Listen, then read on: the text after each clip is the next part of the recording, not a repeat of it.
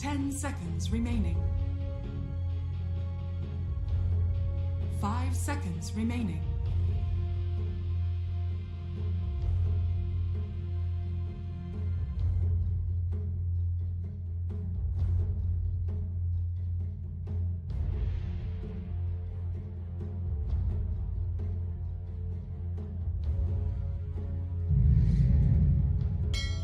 Admiral You may now select your heroes.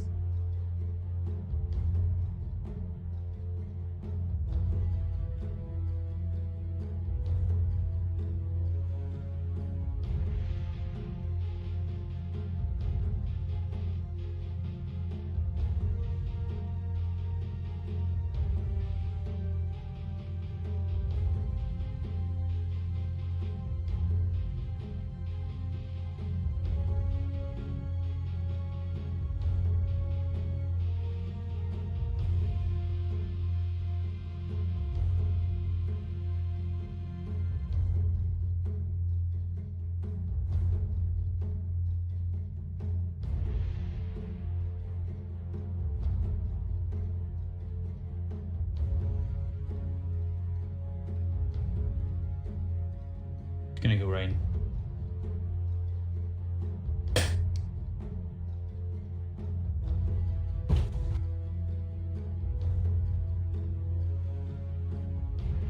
We're good.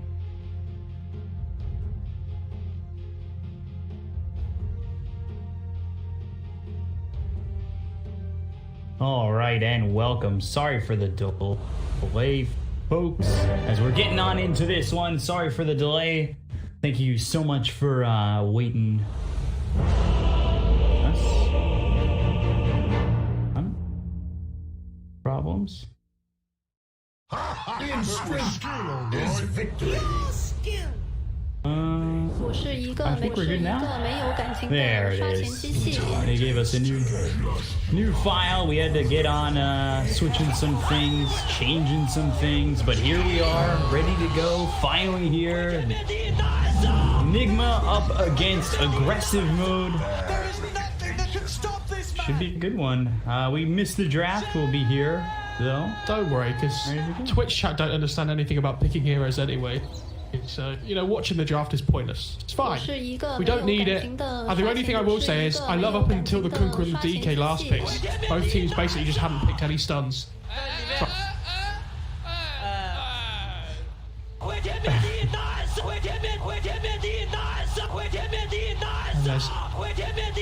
Oh my god.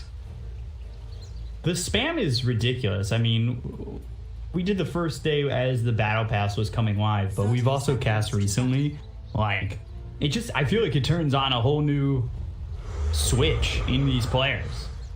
Yeah, I mean, it's honestly ridiculous. The mental warfare game, you know, I'm a big fan of, and with the battle pass out, the mental warfare is now more important than ever. B-Cop. This is where you really got to prove yourself. Shout out to Atlantic in the mid lane as well. UK power. There's no way that aggressive Mo can lose this game now. The rumors that I've heard. Is he technically the only UK pro right now? There's me as well. Alright, yeah. I forgot. Yeah. I played in joined Dota League Division 2 once. That was my professional career. Okay. I was in a TI Open qualifier once with a random stack. It was not the best thing I've ever done in my life. That sounds pretty pro. It sounds very NA. Like there was like immediately yelling at people. I had a really poor game as Grimstroke. It wasn't fun. If you play an NA Open qualifier, that means you get top 16 automatically, which is probably better than I've ever done. Playing from a year. Yeah. So. Oh, don't worry about it. For sure. We get into this game. Sorry again, just a little delay in production and everything going on, but we're in it now, and that should be all there is to it. Hopefully, we're ready. We're ready.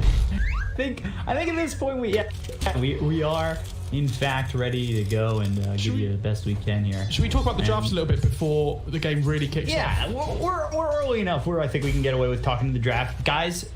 hold first blood. We want to get through this. Appreciate it. Thank you. So we have a nice little early game, early to mid game tempo lineup for Nigma, where they have this Pugner and DK that can link up early, try and take some towers. But they have some decent team fight as well with the Keeper of the Light. Their DK is going to be super strong though. They don't have a great ways of dealing with them on the Radiant side. You know, they have massive team fight themselves. There's a Nigma and Phoenix combination. But I think a lot of this game is going to come down to how much Xantic can do in terms of his rotations. You know, trying to control the mid game, because this aggressive Bo3 team is very greedy with the hero picks. Like, especially their support duo, right, with Shadow Demon Phoenix. It's pretty crazy. Yeah, and it's the Shadow Demon 5, Phoenix 4. But even more than that, like, Enigma's here. I've definitely seen instances where, like, Enigma sticks in the jungle and they've got, like, a clockwork in the 3. Not for aggressive mode specifically, but that's what I've seen in the past.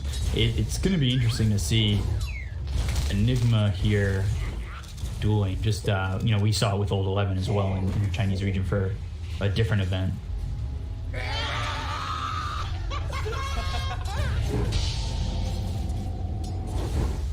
Dude, Weeha's doing not as well as I thought he would in this mid lane. And he's doing fine, but I thought he'd be doing a little bit better.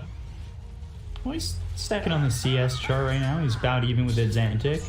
You know, is it Weeha not doing as good? Or is it your boy Xantic doing better than you thought? Xantic's the best player that ever lived, so... Alright, that's fair enough. It's difficult. What are we looking towards in terms of ability here for Weeha in this mid? Actually, hold on. Up top, Miracle gets taken down by Cube for first blood. Surprised to see them go so aggressive on the Weaver, but the second the Ogre backs off the lane, yeah, I mean, I'll be honest, I'm not really sure how that's happened. They have no stuns, right? I mean, the only way that Miracle dies there if he makes a really, you know, silly dive and goes out of control. I didn't actually see it, but... Those dive on the Phoenix in 1 second. Gonna die, just ignite. Oh no. Oh, he has Trankles just delivered on the courier. Oh my god. He's fine. Oh Cube's my fine. god. That's ridiculous.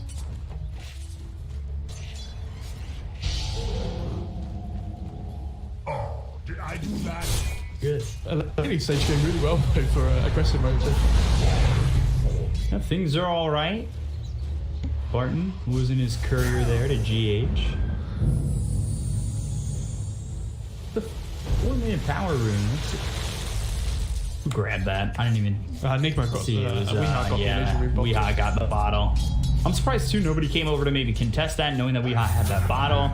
But he gets to fill the bottle, and now Spartan making the rotation over. They've got the X immediately a TP from the Ogre. They want the start, though. And yeah, they didn't get anything with this, and they're just gonna lose this Shadow Demon. It's a rotation that really just, I don't know if it's a lack of communication, but then the spray on top of it. I love this loser spray, man. It's so good. Remember the one at top that Thompson did at TI? Where he just drops it and then denies himself to the tower. Feels good.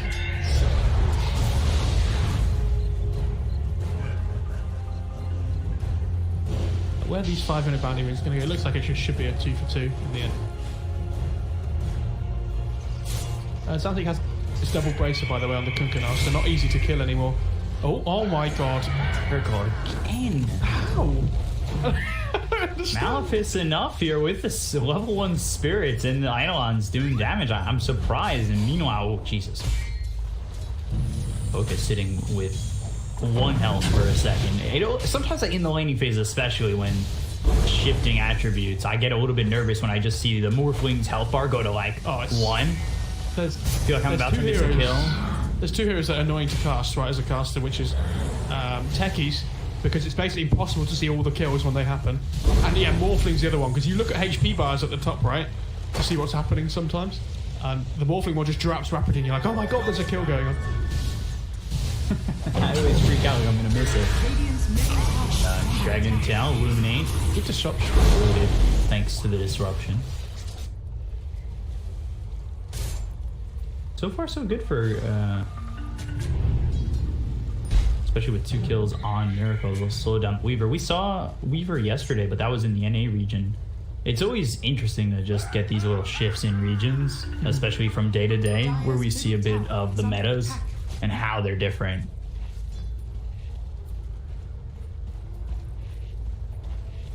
That's why it's been so nice to like cast so many different regions recently. Like we've done China, we've done NA, we've done EU today. Obviously not all 3 today. Technically, we're going to be doing South America too, because it's NASA.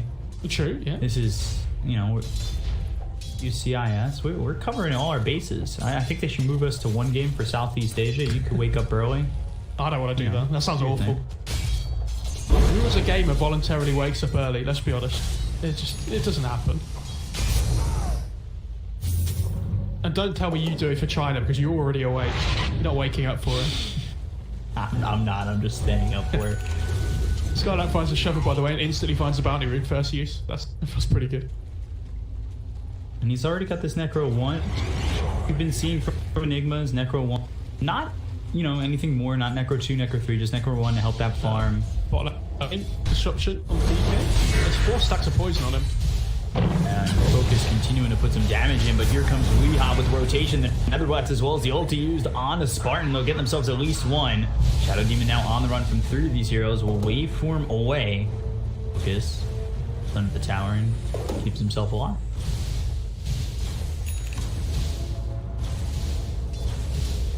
This Malefice is actually better against the Weaver than I thought it would be.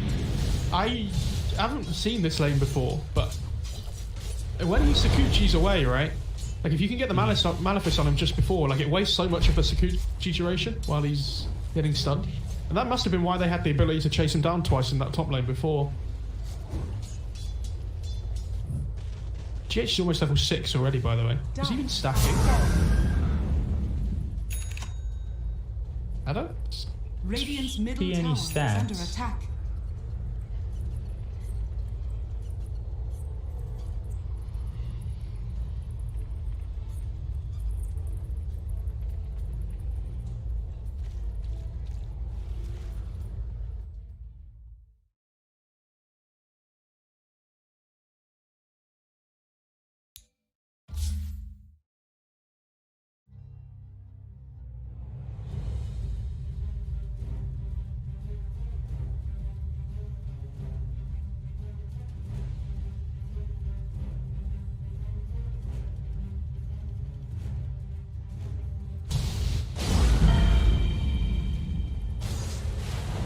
Gets used as he hits that level 6. They don't get anything out of it, and Cube just TPs away from the Pugna. I will say for this Nigma side though in general, it's really difficult for them to force kills and force fights. Rotating though onto the Enigma. Miracle. Get the kill on the Skylark. He's got Shikuchi. He'll run into the tower, searching for Skylark, and we'll finish him off. So 3 heroes here, and this is where they can do some.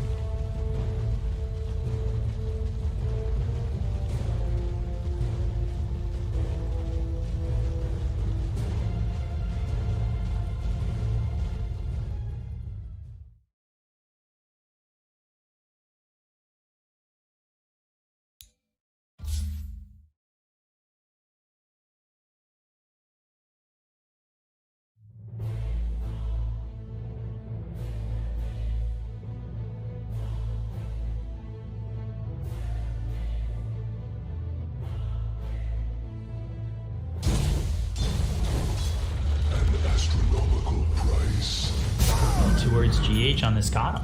This Nigma does have Necrobook 1 now though, so he's going to be farming up very quickly, going straight for that blink, which I actually quite like here.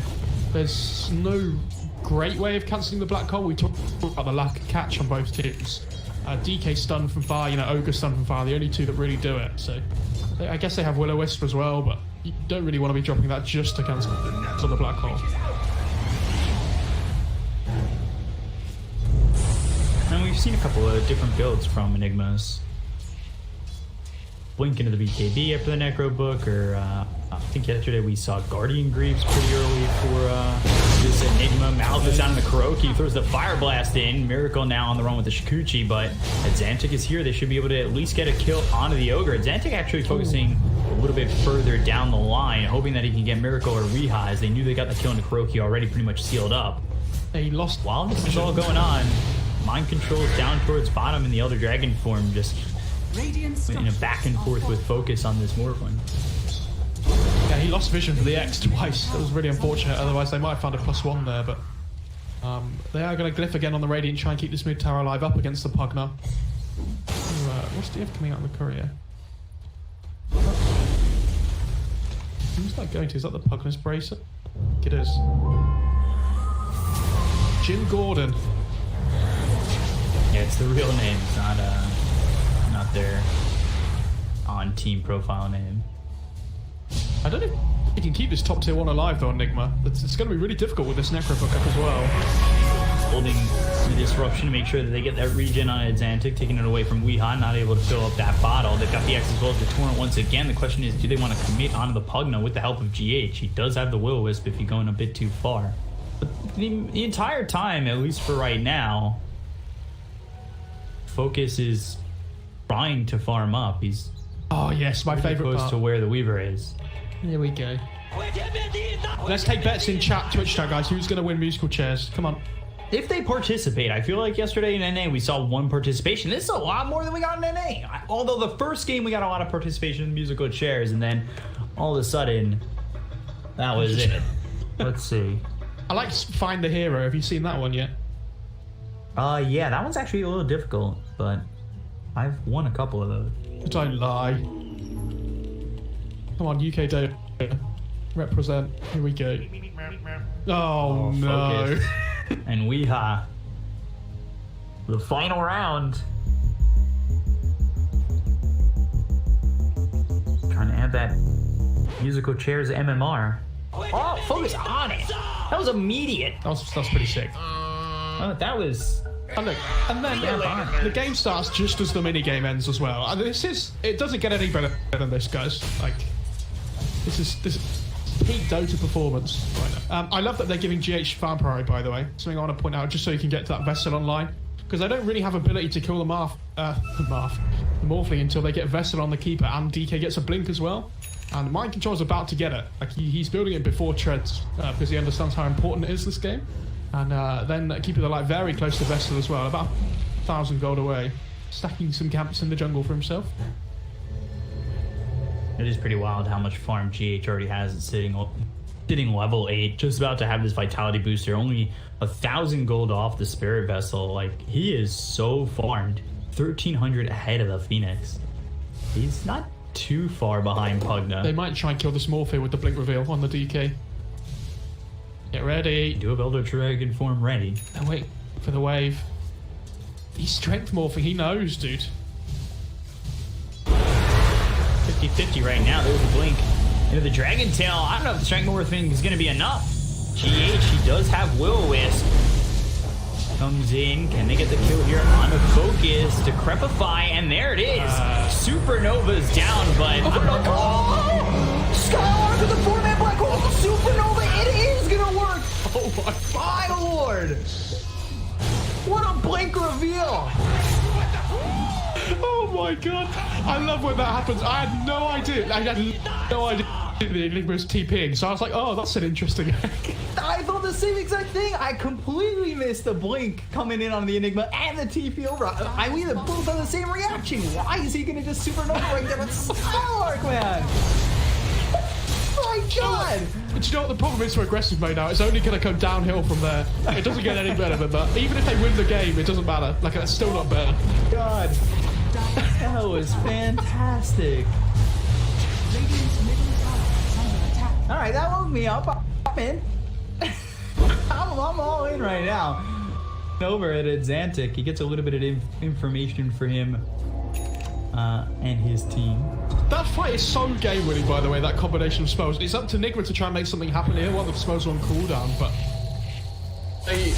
They're playing this tempo lineup on Nigma, right? Like, they want to be playing from in front, really. Like, with this DK just allowing Skylark to get beat up here, and with the Will-O-Wisp, they might not just get Skylark, they could get both.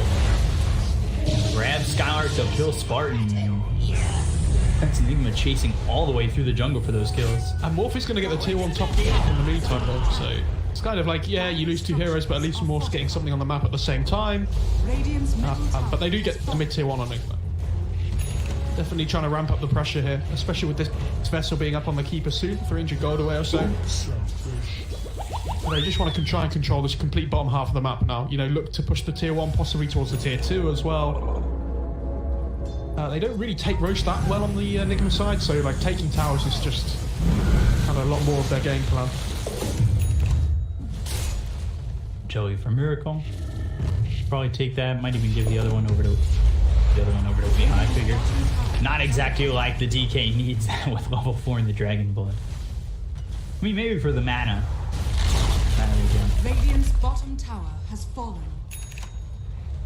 Giving it to Weak. There's the Spirit Vessel to GH. This Enigma's so farmed, by the way. He has a Blink. He's gone for like no mana boots. He hasn't gone for Soul Ring or anything. So he has Necro 1, Blink, and an Ograx already. Like he's getting really close to that BKB. And when he does, what's the play on Nigma's side? Like it's a free black hole every time, right? I will say that yes, that fight was perfect. Is their fight restricted to that kind of cooldown though? Like is it just restricted to hold on? Got Spartan, boat comes in from its antic. It will hit on a mind control, but look at this. 4 heroes here for the side of Nigma. Icarus dive all the way across from Q. He's got the Supernova and fight the black hole for another 21 seconds, and now trouble. But Miracle gets the time lapse off, taking a lot of damage. Just gets away. The Decrepify now out onto its antic. Supernova is way far back, but Kuroki taking a lot of damage from Focus. Still nobody dying on the side of Nigma. And they've got this ward giving them quite a bit of vision. They have full vision control in this fight at the moment. They have the Vessel as well for the Morphling here. Oh, great Will-O-Wisp from GH. That's going to grab 3 heroes. They do now have Skylark available with a black hole, but he just wants to get back as does Focus and the rest of the team. Cube gets hit. They'll end up dead. They'll kill off the Phoenix. They'll take out Focus. Well, I mean, they are diving tier 2s. They are putting the pressure on aggressive mode. Yeah, they couldn't find the open for the black hole that fight. So unfortunately, without your big team fight spell, it's gonna be very difficult to take these 5-on-5s.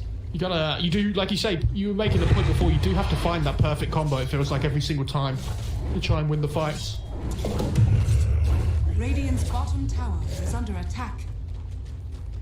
But yeah, Enigma just had complete vision control of that whole fight with the ward they had on the high ground. So very easy for them to decide whether it was a good or a bad thing to go for. And Spartan, oh, he doesn't get clipped on Illuminate. Look at this ward too. Immediately be taken care of, but you can see Nigma just fighting back and forth, hoping to get a bit of vision going. Yes, I mean Spartan they had the vision there just because of the blink initiate from the DK. I really like this ward though by the aggressive mode side. You see next to this camp that the DK's farming on the high ground. This is going to allow them to get this kill. Yeah, they find him X as well as the Tori. Now they wait for him forward. Mind control in some trouble, but he uses the Dragon Tail to stun up this Morphling. Mind control on the run, but nobody here from his team is going to help him to potentially escape and take them on a chase. And eventually, they'll fall to Focus. Yeah, he's really close to that E-Blade as well on this Morphling. They're playing really well on aggressive mode. I shouldn't sound too surprised, but... Dire are scanning.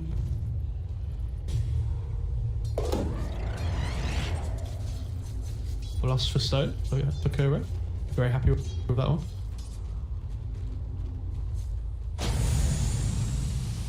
Skylark getting close to this BKB, or well, close to the Mithril Hammer, and then he's going to need a bit more gold, but he is farming really, really well at the moment. And as is really the top 3 cores, aggressive mode. The Miracle, he's finally recovered fully. He's sitting top of the net worth going into the Mjolnir. We saw, what, 3 Weavers yesterday? Yeah. I mean, the only reason the net worth difference isn't in aggressive mode side is just because of this Keeper of the Light. Like, if you compare his net worth to the Phoenix, right? Like, it's almost a 3,000 difference. So, this, the cores are actually ahead on aggressive mode, like, by a decent margin.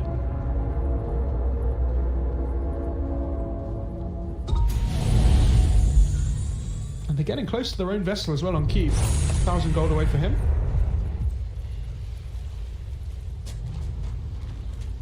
Come over and try and kill off Skylark. This is a kill. They really need to slow down this BKB. He's got enough for the Mithril Hammer though, and they back off, maybe going up towards top. It seemed like all 5 heroes, that was the way that they wanted to go, but at the end of it all, they end up breeding. They might just get themselves a Phoenix Courier. Save it for Miracle. Slow down the progression of Cube's Spirit Vessel.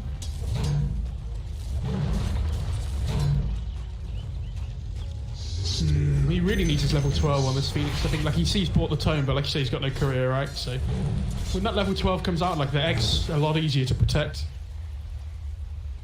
So I was just watching chat reaction to the black hole on stream. That was all. I went quiet for a little while. The thing is, too, with that better, you know, the level 2 supernova, positioning is going to be so key for Nigma. Because you commit to trying to take the supernova, what we saw before was that just allowed Skylark, Jesus Christ, that allowed Skylark to set up a 4-man black hole like that. You need to be very careful on Nigma. Of course, that's going to happen only once every at level 360 seconds, but you know, you let that happen 2 or 3 times, and that's a huge difference. You say it only happens once? I wouldn't count on that. Anything can happen there. I'm not saying it's always going to happen once. I'm saying it happens once every. Right. You know, could happen once every right now 200 seconds. Xantic almost has his BKB here as well on the Skunker. He's actually super fun. Yeah, both him and the Enigma are about to have those BKBs, and then back over to the Morphling. I haven't really taken a look at Focus, but he's got the E-Blade ready to go. I mean, you will say for aggressive mode, they are winning fights, right? But every fight they're taking is on their own half of the map. So they're winning fights, but they can't transition them into objectives, really.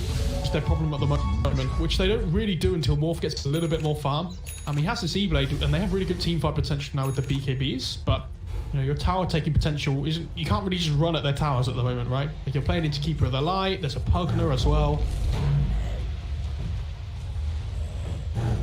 They'll be happy to just keep farming on their course. They're going to feel like they have the better late game. This Enigma has gone, like we talked about, it's a free black hole game at the moment. Unless they build, you know, some. I want to see Abyss or Weaver. That sounds really cool. They set up with this smoke. They're going to try and come through the Radiant jungle, see if they can find anybody. But at the same time, aggressive mode, they're smoking themselves. So Skylark has that BKB getting delivered. Then Xantic, he's got his BKB. He's going for the Ags next to get that Torrent Storm. Yeah, that could be big. Ags really likes that. You do see it sometimes, though. It's not like rare, but it's not massively popular. First dive over, point into the Dragon Tail. So again, sitting back as the Enigma, waiting for that moment to just dive on in. But they've got themselves the Will-O-Wisp. They'll get the kill on the Miracle. They've already taken the Weaver. Mind Control, he's in some trouble. It's Xantic, he's starting to focus him as well as Cube with the Sun Ray. And all of a sudden, Mind Control is dead. Mouth is out on the Croaky, throws a Fire Blast, but he is really just done and dusted so quickly with all 5 heroes from aggressive mode here. And that is really well played. And Skylark, you could see him just trying to sit as far away from the fight as possible, but within range of the blink, making sure that if all of a sudden they clump up on Nigma, they've gotten themselves an opportunity to go in with Black Hole. I mean, that's without Egg and without Black Hole, by the way. Like, the problem is if Miracle dies straight away at the start of the fight, right, on this Weaver for Nigma, they don't have any sustained damage in the fight. Like, he's literally the only sustained physical damage. Like, you saw DK blinked in there, he found the Shadow Demon, but they just couldn't kill him off because there's no follow-up damage. Like, he doesn't do enough damage by himself. And you remember we talked about this problem when Moo was playing the Weaver yesterday, where if you build really defensively on the Weaver, you don't do anything because you don't do any damage in the fights, right? Where Miracle's done the complete opposite, where he's built this damage, but because he has no defensive capabilities on his team, like he can just die really quickly to this burst damage from the Morphling. So he's going to have to try and get that BKB relatively quickly just to, you know, to get his damage off at this point.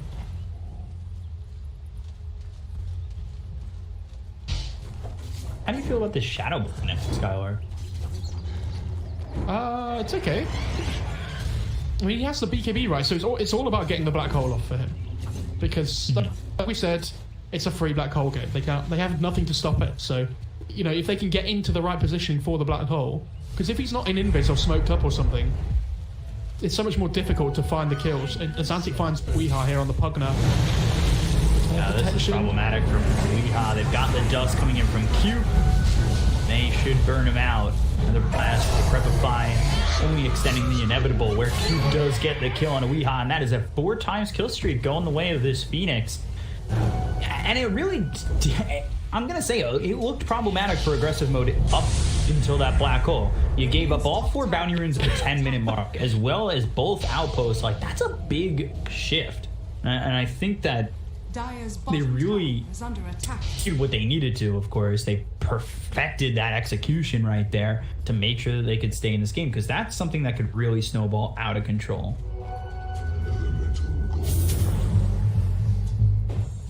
We haven't really seen too much from Skylark in a while, though, right? Like, we haven't seen a black hole in ages. The fact that they're managing to stay in this game and pull further and further ahead at the moment without even using it is a very good sign for aggressive mode.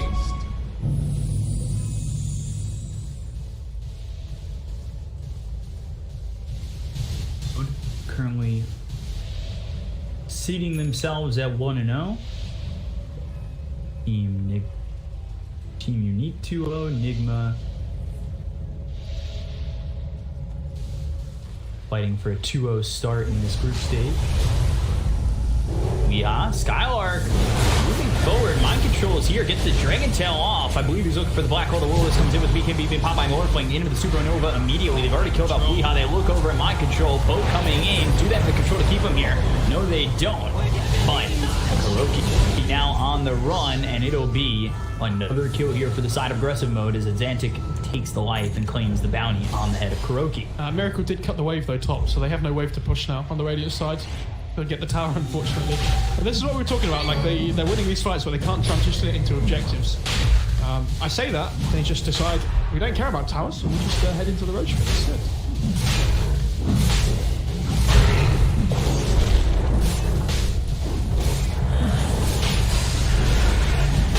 Into the Roach pit they go. BKB picked up for Miracle. We were talking about how he wants to build in this, but what's next? I think he needs another damage iron. Like, his team isn't doing damage. Like we talked about, he's the only sustained damage, right? So if he's not building the items that give the team DPS, then I don't know who will. Good neutrals here for two. Who's sword as well as the telescope? Who's taking? What's Weeha taking? Oh, he's got Craggy Code, but he's also picked up the telescope for himself as well. Where's the Paladin still? They're giving it to the Weaver, yeah. Is it shipping out the Weaver? No, it's just in the base. Nobody wants it. Again, I think the Vambrace is more important this game, though. Like, he needs the stats just to be able to stay alive against the burst.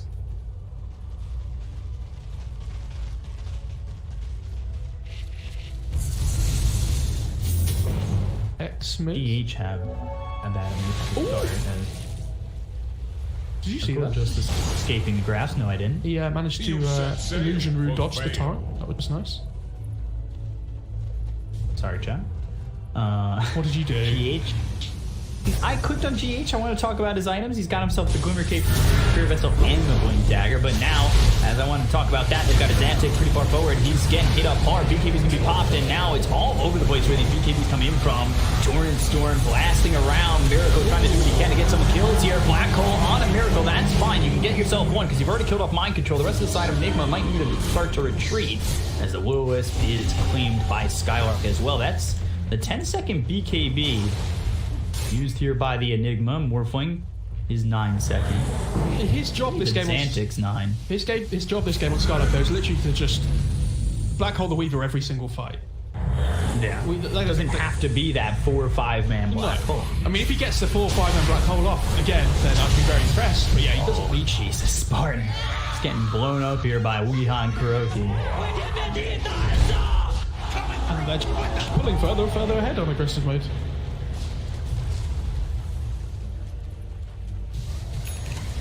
GH just cutting waves top as well, so they can't push. This must be so annoying to play against. Like ooh. This Blink Dagger has helped GH so many times. I feel like I've been focusing on him quite a bit, and I watch him throw an Illuminate at a wave, and then all of a sudden blink away just by the skin of his teeth away side of aggressive mode. But in Xantic, he's surrounded to Crepify. BKB now on the run. No TP though. He doesn't have a TP though. Now he's going to need the rest of his team. No black hole to play with for 80 seconds, but he does have the supernova. The BKB is now gone. The sun ray not going to be enough to keep him alive. But Kuroki, he's getting low. He'll end up falling into the supernova. Miracle with the BKB trying to do what he can, but now towards the time lapse, supernova doesn't go off. Miracle taking a lot of damage here from Focus.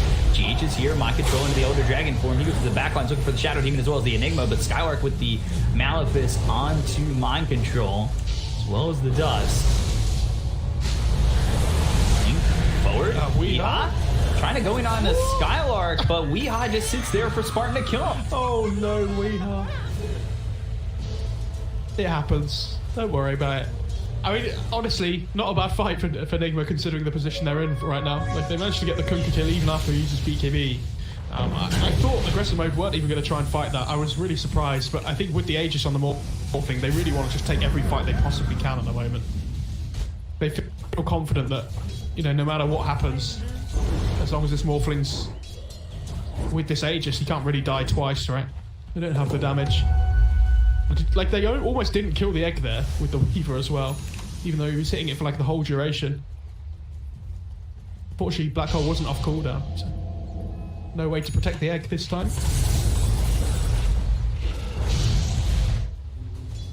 Though it almost often I feel like it was just the pressure being felt by Miracle, because Focus was, you know, using his namesake and focusing Miracle as much as he could.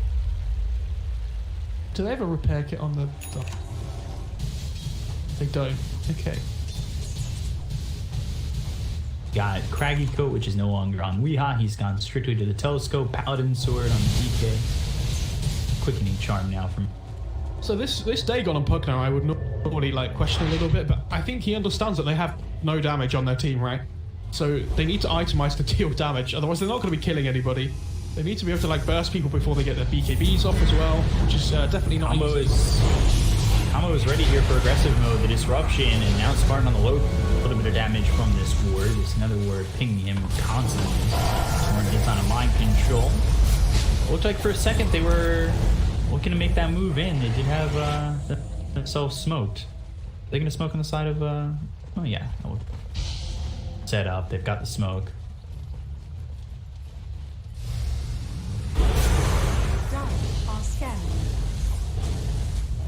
One sec, I need to mute my guild chat. It's so annoying, actually.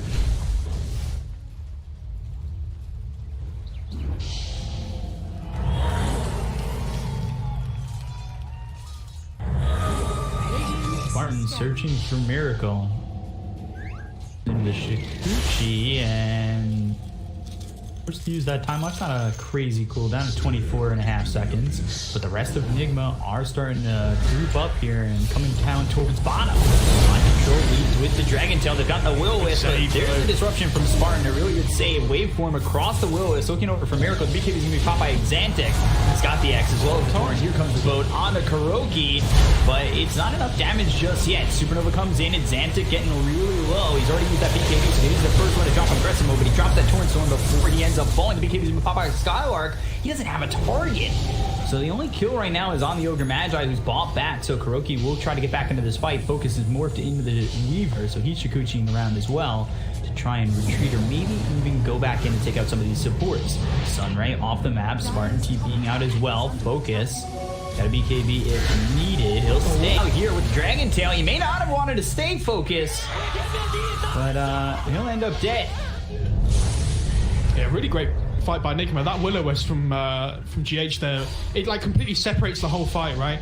Where like they can't really get in to support their Kunkka because this Will-O-Wisp was just stuck in the middle of everybody, and they didn't really want to pop their BKB or the Black Hole to go in and protect him. And then this Miracle Nigma kind of just this Miracle Weaver, Jesus, I'm on a mad one today. Just kind of like runs around the fight, and they don't really have any catch for him anymore because the Kunkka's dead and the Enigma's already popped the speaking. Miracle's actually starting to hurt now. Like, you see the differences when he pops his BKB. Like, they have nothing that can deal with him apart from Black Hole, right? And it's not easy to catch a Weaver with a Black Hole. Which, you know, he didn't even end up going for the Shadow Blade, by the way. He went for the Refresher instead. So, you know, finding that Black Hole onto the Weaver, no easy ask at all. Finally went into the arcane boots as well, as he had really foregone picking those up for quite some time. He popped the BKB in that last fight. That was the 9-second BKB from Skylark, and the second he popped it, he kind of realized, I don't really have a play here. This fight is so split from Nigma, and I can't really find the Weaver that I just have to now leap. But the problem they have is that they need Nigma to come onto them so that they can take the fight, really. Like, they have no good jump, right? They have Blink Black Hole, which is not the way you want to be starting a fight. It's counter initiation, right? Which is what you saw in the bot lane before with the really big combo. Whereas, like, which of their heroes just blinks in and stuns, right? Like what Mind Control's doing for Nigma. Disruption. Onto Weehaw, but the Dragon Tail comes in from Mind Control. Weehaw, Skylark looking to find a target, as Spartan, though, he's in the Will-O-Wisp. He will end up falling to the Nether Ward.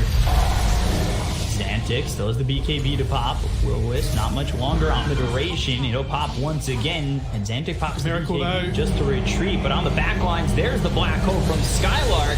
Miracle hit with the Torrent Storm, and they'll get the kill on the Weaver. He'll pop the Refresher Word immediately, so he has another Black Hole to play with. Potentially finding another target here on Nigma if they're not too careful. Yeah, they need to try and transition this into objectives, though. It looks like they're going to try for this tier 2, but they're a little bit scared still. Ah, Roche is up. Okay, that's the one they want to go for instead.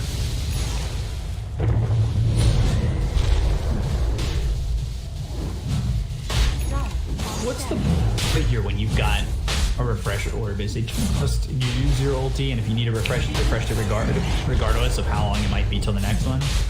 Just so you have it? It's weird, right? Because Refresher has 171 second cooldown and Black Hole has 140. Yeah. So popping Refresher, it's like, well, I'm definitely going to have Black Hole when I need it straight away, right?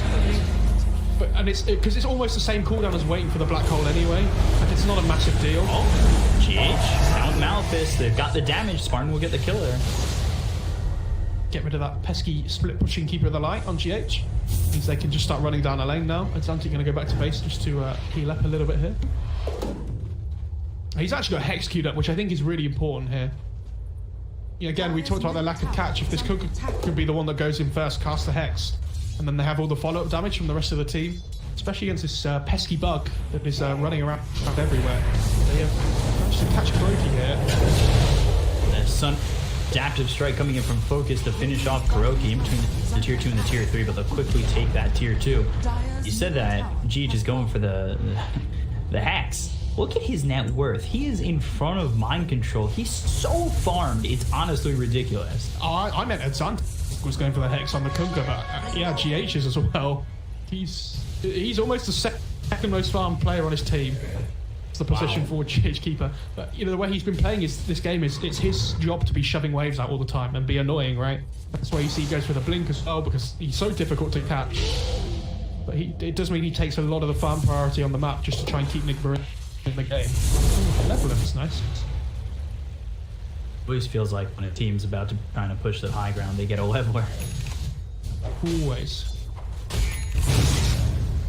There's a Satanic now on the Morphling as well. Jeez.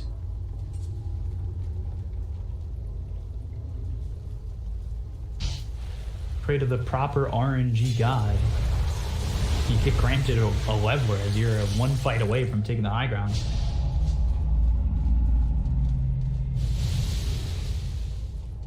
Radiant are scanning. You have a smoke on the side of aggressive mode? Yeah, they do. It seemed like they were all starting to set up towards bottom. It's like they tried smoke. They really want to play pace on aggressive mode, but they're constantly having to deal with their lanes being pushed in towards them. Ooh. He gives that to the Kunkka. I think, they're giving it. Yeah, they're giving it to Enigma. Okay, that's the better choice. So what is that? What is that going to make this Black Hole now? 112 seconds. Dragon Tail comes in. Warpoint taking a lot of damage. Oh my god, he's really sitting low here. BKB comes in. Kuroki going to get hit by the Ghost Ship. He's on the run. Get the Decrepify, but there's the E-Blade. They'll get themselves one. He doesn't have buyback. GH does have that Hex.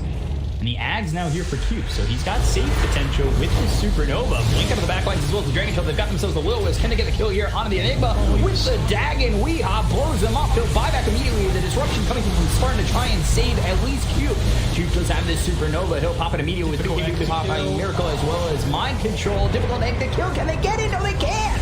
So now they've stun up both this Dragon Knight as well as the Weaver. They look over the Torrent hits on a mind control. Skylark, yeah, he's back into the fight. He's also got that Black Hole. He's actually got double Black Hole available. The X as well as the Spirit Vessel on a mind control. One more shot from Skylark to get the kill. 3 heroes gone. GH out for 77 seconds. Someone needs to try and cut this spot wave, and it looks like Miracle is going to go. They need to get the Aegis, but Hex through right onto Kuroki. He's got him for 50. Look at Miracle though, he's doing the right play. They can't get any more than the tier 2 now, right? Like, we are starting to push out mid as well. They need to try and shove this way lane in a little bit hard if they can, but it's not easy. See how much that Dagon was able to do. They set up just to get Skylark, Dragon Tail, Will-O-Wisp, and the Dagon that is a level 4 to blow up this Enigma. Was the perfect start to the fight though by Nigma, right? Where they managed to get into the backline and killed off the Enigma first. He's the big team fight presence for aggressive mode, so he has to be the one that, you know, falls. And they did manage to find him, but Wolverine just runs down mid, and now you're in a position as Nigma where all this pesky split machine's been really cute and it's been really nice, but fight them at some point, right? Like, you can't just play the whole game forever just split pushing, especially when you're up against this Morphling that can barrel down lanes as quickly as he does. And I don't know. Got the leveler, so it's making it really easy. I don't know if they have the capability to head on 5 versus 5 on Nigma unless they, you know, massively outplay them. I will say that if they kill Skylark now, he has no buyback, remember, and he would be dead for a long time. It's a while. They're going to try and play on their high ground here to have at least some vision control of the fight. Easy aggressive mode just hugging the other side. Top tower is under attack.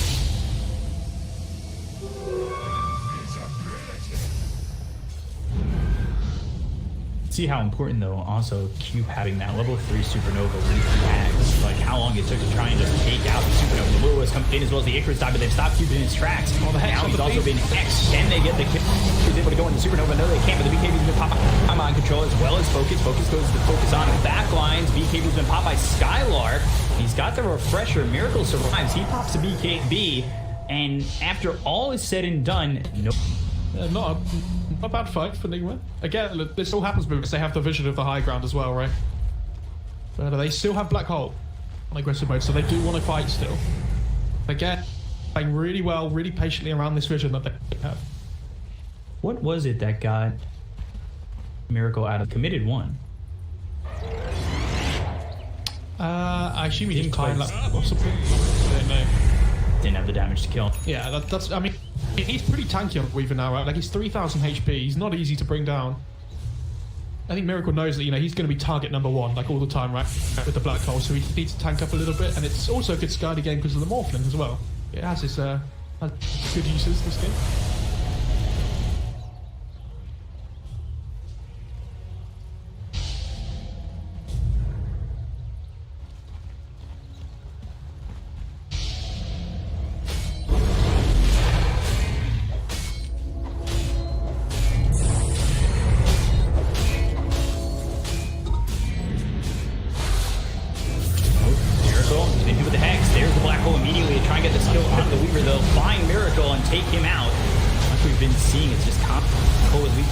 Just to take out Miracle. He's got buyback, 95 seconds. The Hex through now onto Kuroki. They'll chase the Ogre. Mind control commits. Miracle buys back. He's going to time-lapse to get right back into this fight. Pops the BKB, goes after Skylark. Skylark trying to survive with the Shadow Blade, but it's not going to matter. They've gotten themselves the vision to try and get this kill, and they'll take him out. So Skylark's dead for a long time, something we talked about when he used that buyback originally, but it's Xantic. He'll also fall. 3 heroes gone. Buyback also used by Kuroki. Weehaw doesn't actually have his. Skylark's dead for ages. Like, he has no buyback now, right? This is what we talked about. And without the Enigma up, this Weaver just does not care. Like, the Enigma's the only thing that threatens him, so they're going to try and force the high ground here. They really want to get the buybacks out of the Phoenix and the Atlantic Kunker as well. Nice repair kit there. It's going to make it a little bit more difficult. Phoenix does still have egg, by the way. Dragon Tail, Sunray trying to keep Shadow Demon alive, but it's not looking likely. Back as well. A lot of damage being done here on a Miracle. He's forced the time lapse, not a long cooldown on that, just 40 seconds. He'll have it up in just a moment. The buyback on Spartan. Hands up if you hate repair kit. Radiant's bottom tower is under attack. Jesus. Oh, E-Blade, mind control. He flinked forward on that. I think they're looking to get a Dragon Tail out, but now he's in a little bit of trouble as the BKB duration's not that long for him. The Willows will be used. They've got themselves the Eager Thought coming out from the Phoenix, but QB already used his buyback to save him with it. Gem on the deck. Kuroki dead. He used his buyback already as well, so he's gone for 87. You set sail. And they successfully hold without getting Xantic to buy back. Yeah, that's an amazing hold considering. I mean, it's all because of the repair kit though, right, as well. Obviously, they did well to find the kills that they did, but the reason their Rax is still standing. What a neutral I am. Okay. Repair kit, not broken at all. I really thought there might be a patch coming with the battle pass or they ever released a patch at the same time as the battle pass? I don't think they have. It could have just went all out, you know. Because it was already the biggest Dota update in history, by the way. I don't think they really need to release a patch on top of it as well. Get a patch, new season of ranks. Yeah. New heroes as well. Everything. Gambler. Oh, Gambler.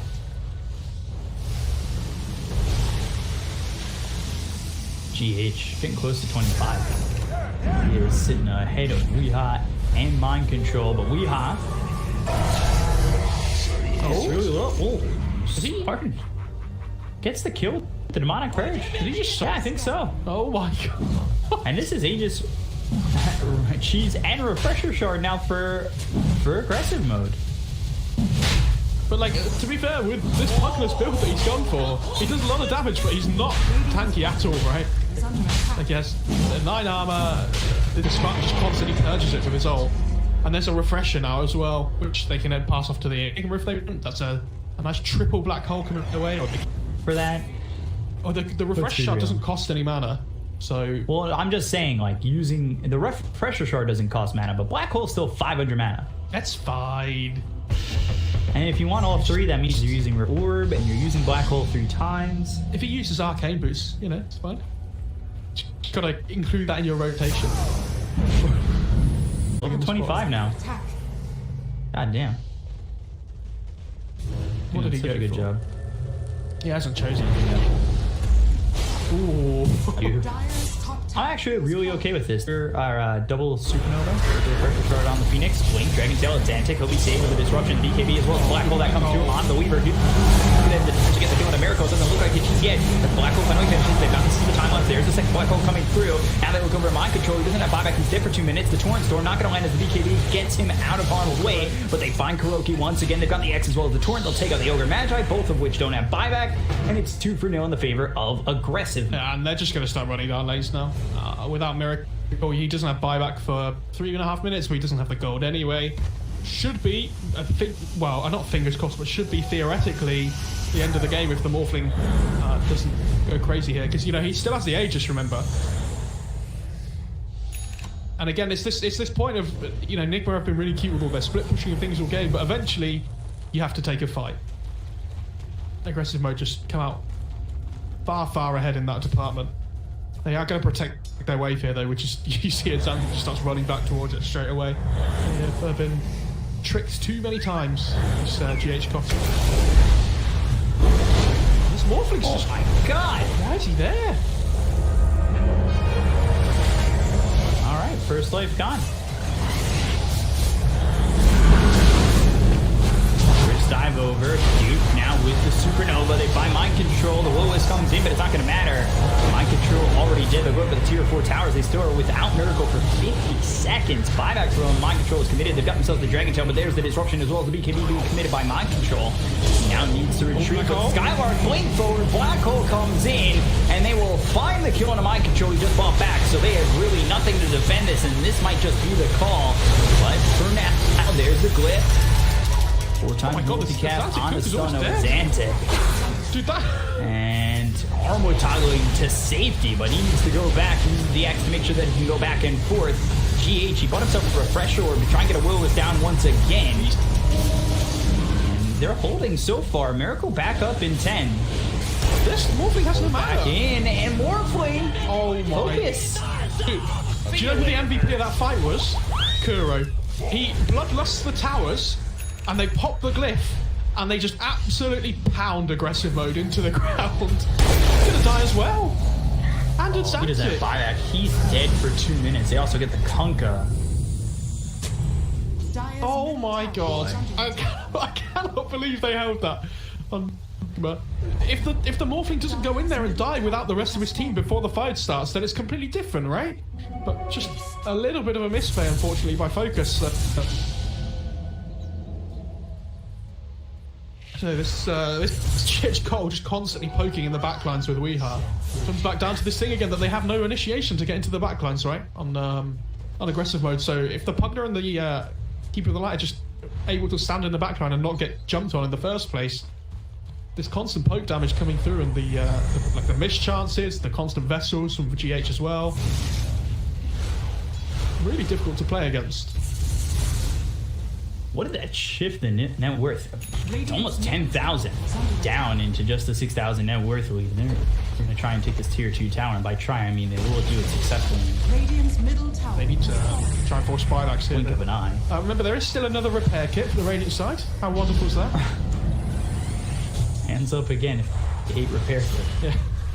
Barton's got it in his backpack here. He's actually not got it in his slot, so the tower is going to fall.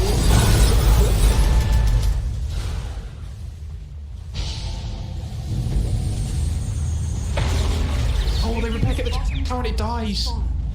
Oh, that's unfortunate. Is that the word? Unfortunate, yeah, you got it. I don't know if it was unfortunate though, or you know, silly little mistake. Yes, that still is unfortunate. A lot of uses with that word.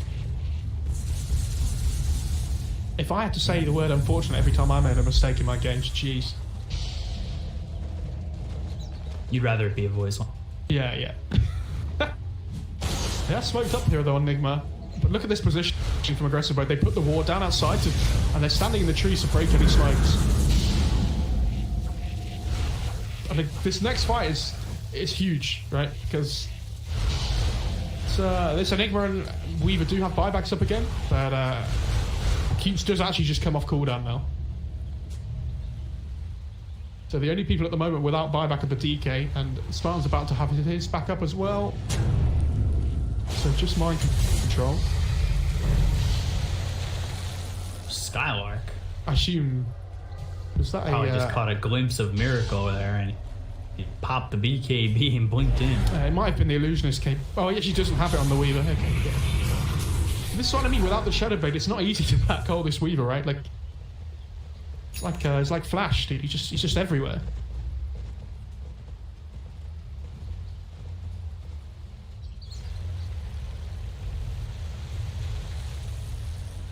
$1,000 net worth lead right now.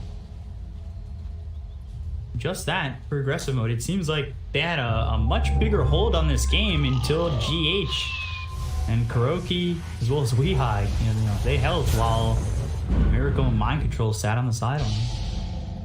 I mean, the bloodlust on the towers was crazy. I'm pretty sure he had the talent as well from the level 20. I'm not 100% sure on that, but... Ooh, Arcade. Weaver has, I think it's like 95% uptime on Sakuchi. And he decides to pop it.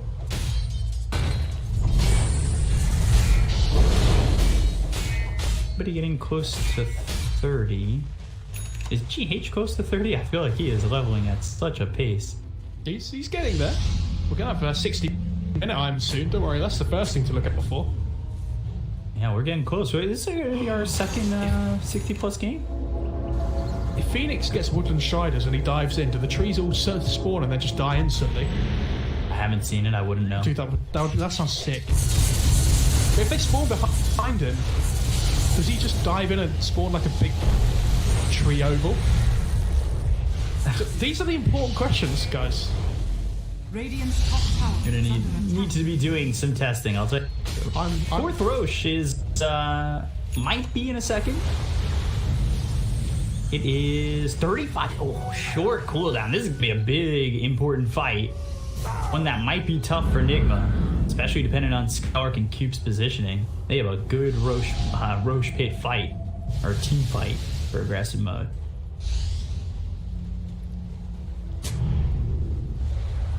Oh, look at that ward by Kuro though. I think Focus might have seen him there. Put it down on the high ground, so they're going to know. Yeah, they're picking it out. Yeah, they are well aware.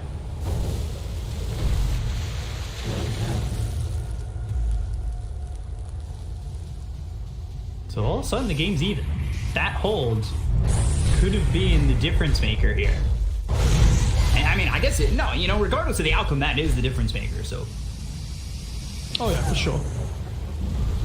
I know this feels like Nigma have just done a really good job of trying to control Skylark in the fights. Like they're playing 4-1. There's two different fights going on at the same time. And they're committing the will. This actually holds on to 4 heroes. Look at the damage out. Save at the end. It's cute. Yeah, he'll get the save. I'm not sure if that was worth it though, because Spartan did have buyback. Do you want to be eating the egg like that? GG popped his refresh orb as well, so he's got Will-Wisp once again. I do like that Keith went for the Sunray damage, by the way, at level 25. Normally we see the egg count, but it's so good up against the DK. Against this Weaver who's really tanky as well, because it's percentage damage. So, get that Sunray, like especially the end, towards the end of the Sunray, it's like 8.25% damage, right? Max. Very scary to play against.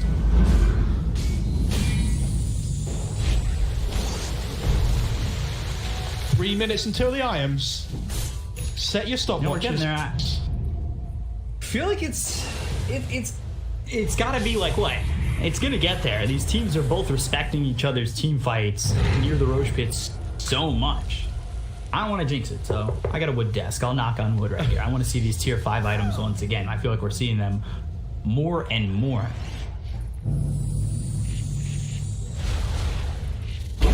I love Weehar's item build, but and then the levels. It's so glass cannon. This Pugner item build. I love it. Every 11 seconds, Dagon 5. This Roche is so important though, because it's the Axe upgrade as well. So, like, if Weaver gets it, for example, like he has the Axe upgrade save for whoever it's Black Hold if it's not him. Everybody's got buyback in a second. Alphist, they've caught the Enigma, but there's the disruption. Will is committed here by GH. A lot of damage being done on a Skylark. They don't have the save, so he's dead. He's going to be the first one into this fight to force the buyback. So look over at Focus, who's in the Will-O-Wisp. Miracle over, goes to the time-lapse. And can they get anything out of this for the side of aggressive mode? They got the buyback, so now lead there for Enigma once again. And aggressive mode are going to really need this Roche, but they're backing off. Cube sitting low.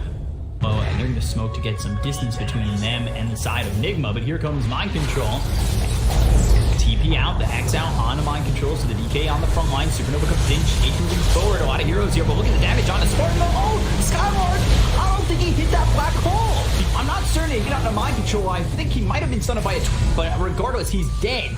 And they'll buyback on the DK. They don't have buyback on Kuroki. There's only one black hole up at the moment, and Nick would know that. But he has no buyback on Skylark, so we're back to this point again where if Skylark dies in a fight now, if he gets picked off, then the fights are going to be super difficult for aggressive mode. Like, look at Nick though, he has to try and defend his tier 4s here. And he wants one more standing, unfortunately. We'll go into Roche.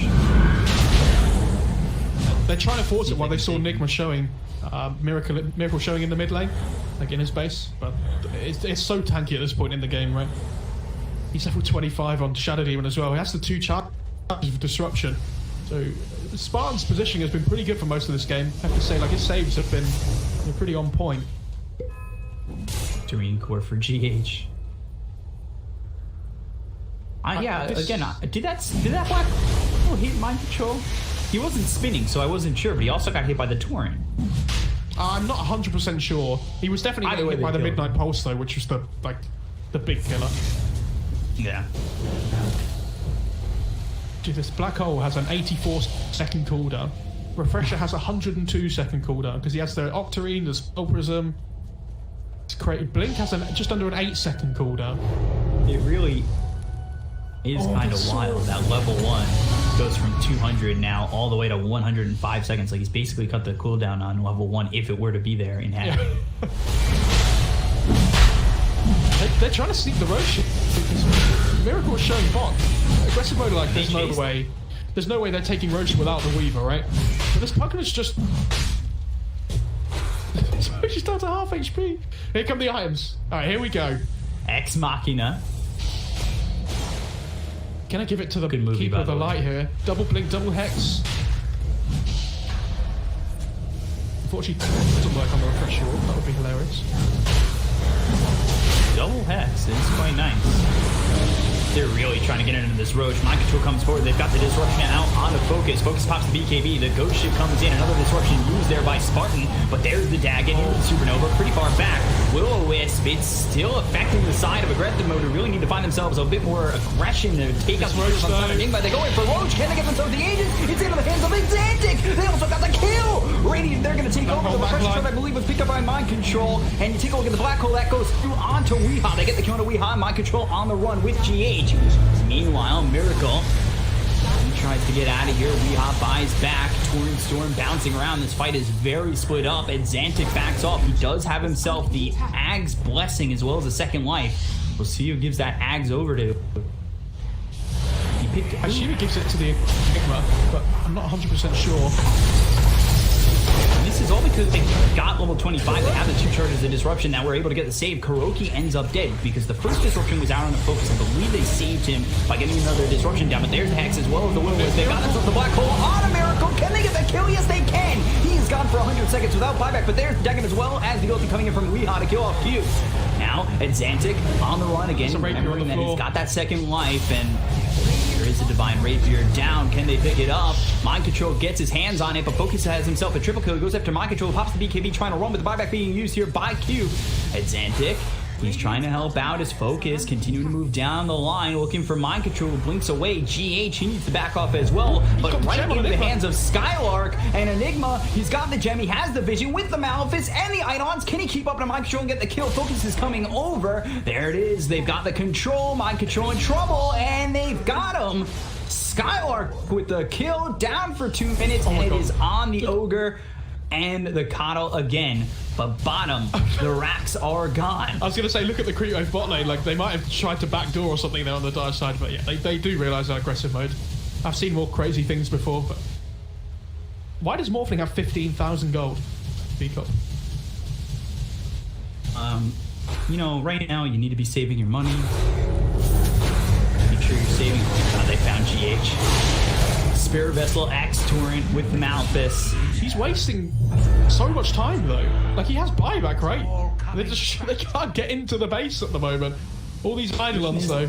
Pretty low though. Trident recipe. It's pretty nice. Does anybody have SMY? I don't think they do. Might end up trying to build it on Phoenix, but I mean, it's super fun. The game's... Oh, they still have the Rapier in the base for Weaver. Wow, that's huge. How's he... I was looking around for it, trying to figure out where it was, but they've got it. Eidolon's coming in. They've got the X as well as the Torrent out on the Kuroki.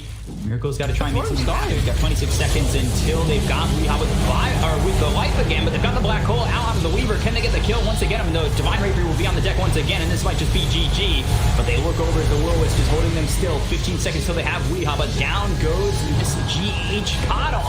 Kuroki, Netball team, White Ancient, got aggressive mode, will take one over Nigma. Yeah, that was a sick game though. I mean, it was a really good fun to watch. I'm sad nobody farmed their tier 5 items, but you know, I'll let it go. It's okay.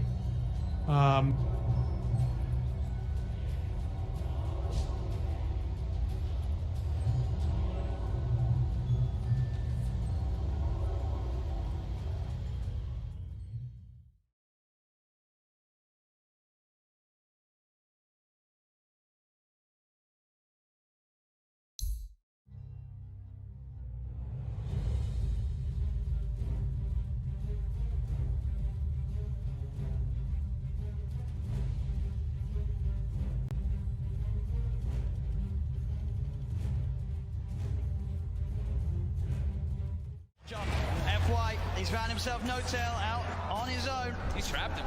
There's No-Tail. Is he going to get any sort of backup? No, he's still dead on OG.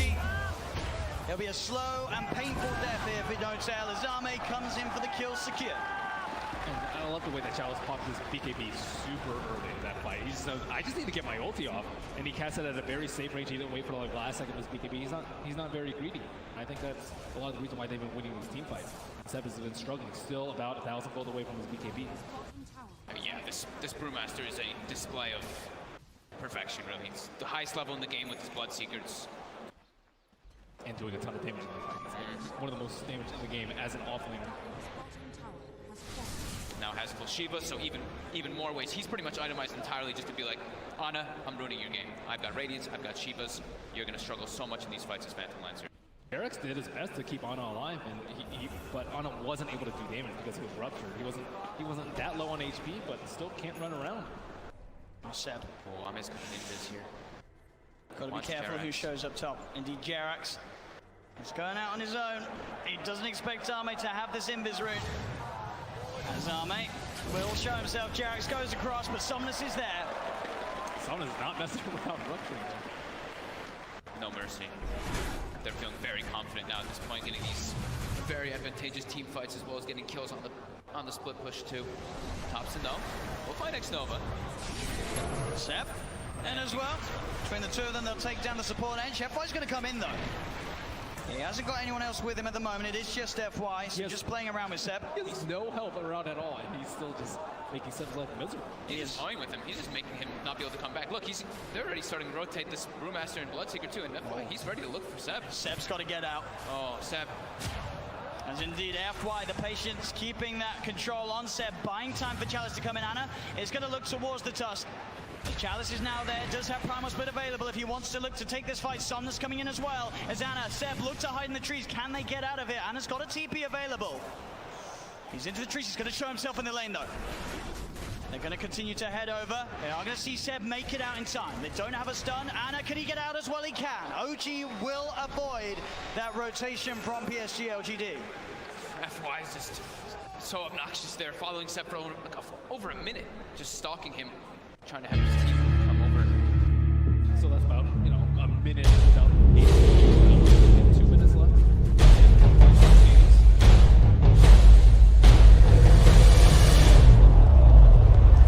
Pretty much back to 50-50. PSG 2-1 up at the moment in this best of 5 grand finals. One game needed to secure the championship title. At this point, we are ahead here in game 4. No-Tail hasn't had time to gather a full army of Ancient Kings. Right now, he just has the Ancient Black Dragon. You really want those other auras when you're at a big disadvantage in these team fights already. Yeah, it's tough though, because Jerax doesn't want to be following around his Chen, giving him the agony. As Thompson, he does have a Lincoln Sphere picked up, and they should have the BKB finished on Seb too. So that'll give him a little bit easier time to get those Blink Calls-outs as he's been suffering to do so in the last few fights. And Somnus, I have Scotty picked up, about to be level 25 as well. Yeah, they just need a couple more minutes on the side of OG before they're ready to fight. Wait for the age to expire. Seb, he's in, gets the call, the character's going to get FY, there with the snowball save, he's going to be fine, and now they turn to look towards the axe. The taunt's going to be out, Seb goes for the TP, they've got the stun to cancel them. Seb held back for now, Thompson trying to offer his best from the side to provide some sort of safety, as he will get Seb back. They're able to get Seb back to safety, and Thompson, he's running away. X-Nova's there with the wraparound, gets the slow off, gives the vision for the snowball. TP from No-Tail's coming in towards the stride, but Thompson, he's trapped. That's twice in this series that X-Nova just comes out of nowhere. Like, he's just on a warding expedition, then he just ends up wrapping behind these people constantly. Perfect time. Perfect timing, and has the Centon creep to boot. And look at these deep wards that he's placed during that time that he was running around doing so. He now has full vision of OG. Yeah, he sees Ana farming these Ancients right now. Oh, Ana. FY just giving so much information for the team. He's got eyes on him. Get the punch on the wrong target, but the snowball pass will catch Ana. Ana, he's in trouble. The Blood Bright Silence connects. He's got the Manta back up in a second, but can he really play his way out of this one? He cannot. Ana down for a minute and a half. Just having all this vision. X-Nova throughout this whole tournament has had the best vision in every situation, even when you wouldn't expect it. You're just like, oh, they're fighting on the left side. They're not going to have vision over here. But no, X-Nova always seems to have those prepared in every situation. And he has some incredible foresight to be able to have these wars that just lead to really clutch pickoffs. And Axe has not spent his money on BKB. He has the money, but he might be looking to save for buyback. We'll see if any of the buybacks do get forced out. Thompson's still dead for 15. Ideally, he doesn't buy back it. They may have to buy back on Ana. He's gone for 50 seconds. The split coming out from Chalice. He's ready to push in, look for the stun on No-Tail to hold back the Chen as the mid-racks are exposed. PSG LGD, 40 minutes in, able to open into the base and clean out this mid lane of racks. Still Ana holding on to that buyback. And they're going to keep going here. They really want to force this PL to come back here. Stun onto Thompson. He will blink dodge it. But another tier 3 tower falling incredibly fast. They really don't want to use it. Seb jumps in, gets the call onto FY. There's the buyback. The Cataclysm isn't enough to do anything. It isn't. PSG LGD still fighting strong. Thompson getting focused by Somnus. Seb taken down by Armin. The triple buybacks now out as Ana in trouble. He's pulled back for this one. The deafening blast onto the three of them. Knocks them back, but Ana gets focused. Seb! He's in with the call. He has the control onto the morphing Somnus. Now being chased by Thompson. Blinks in with the cold snap. The PL army's on top of it. They get Somnus too.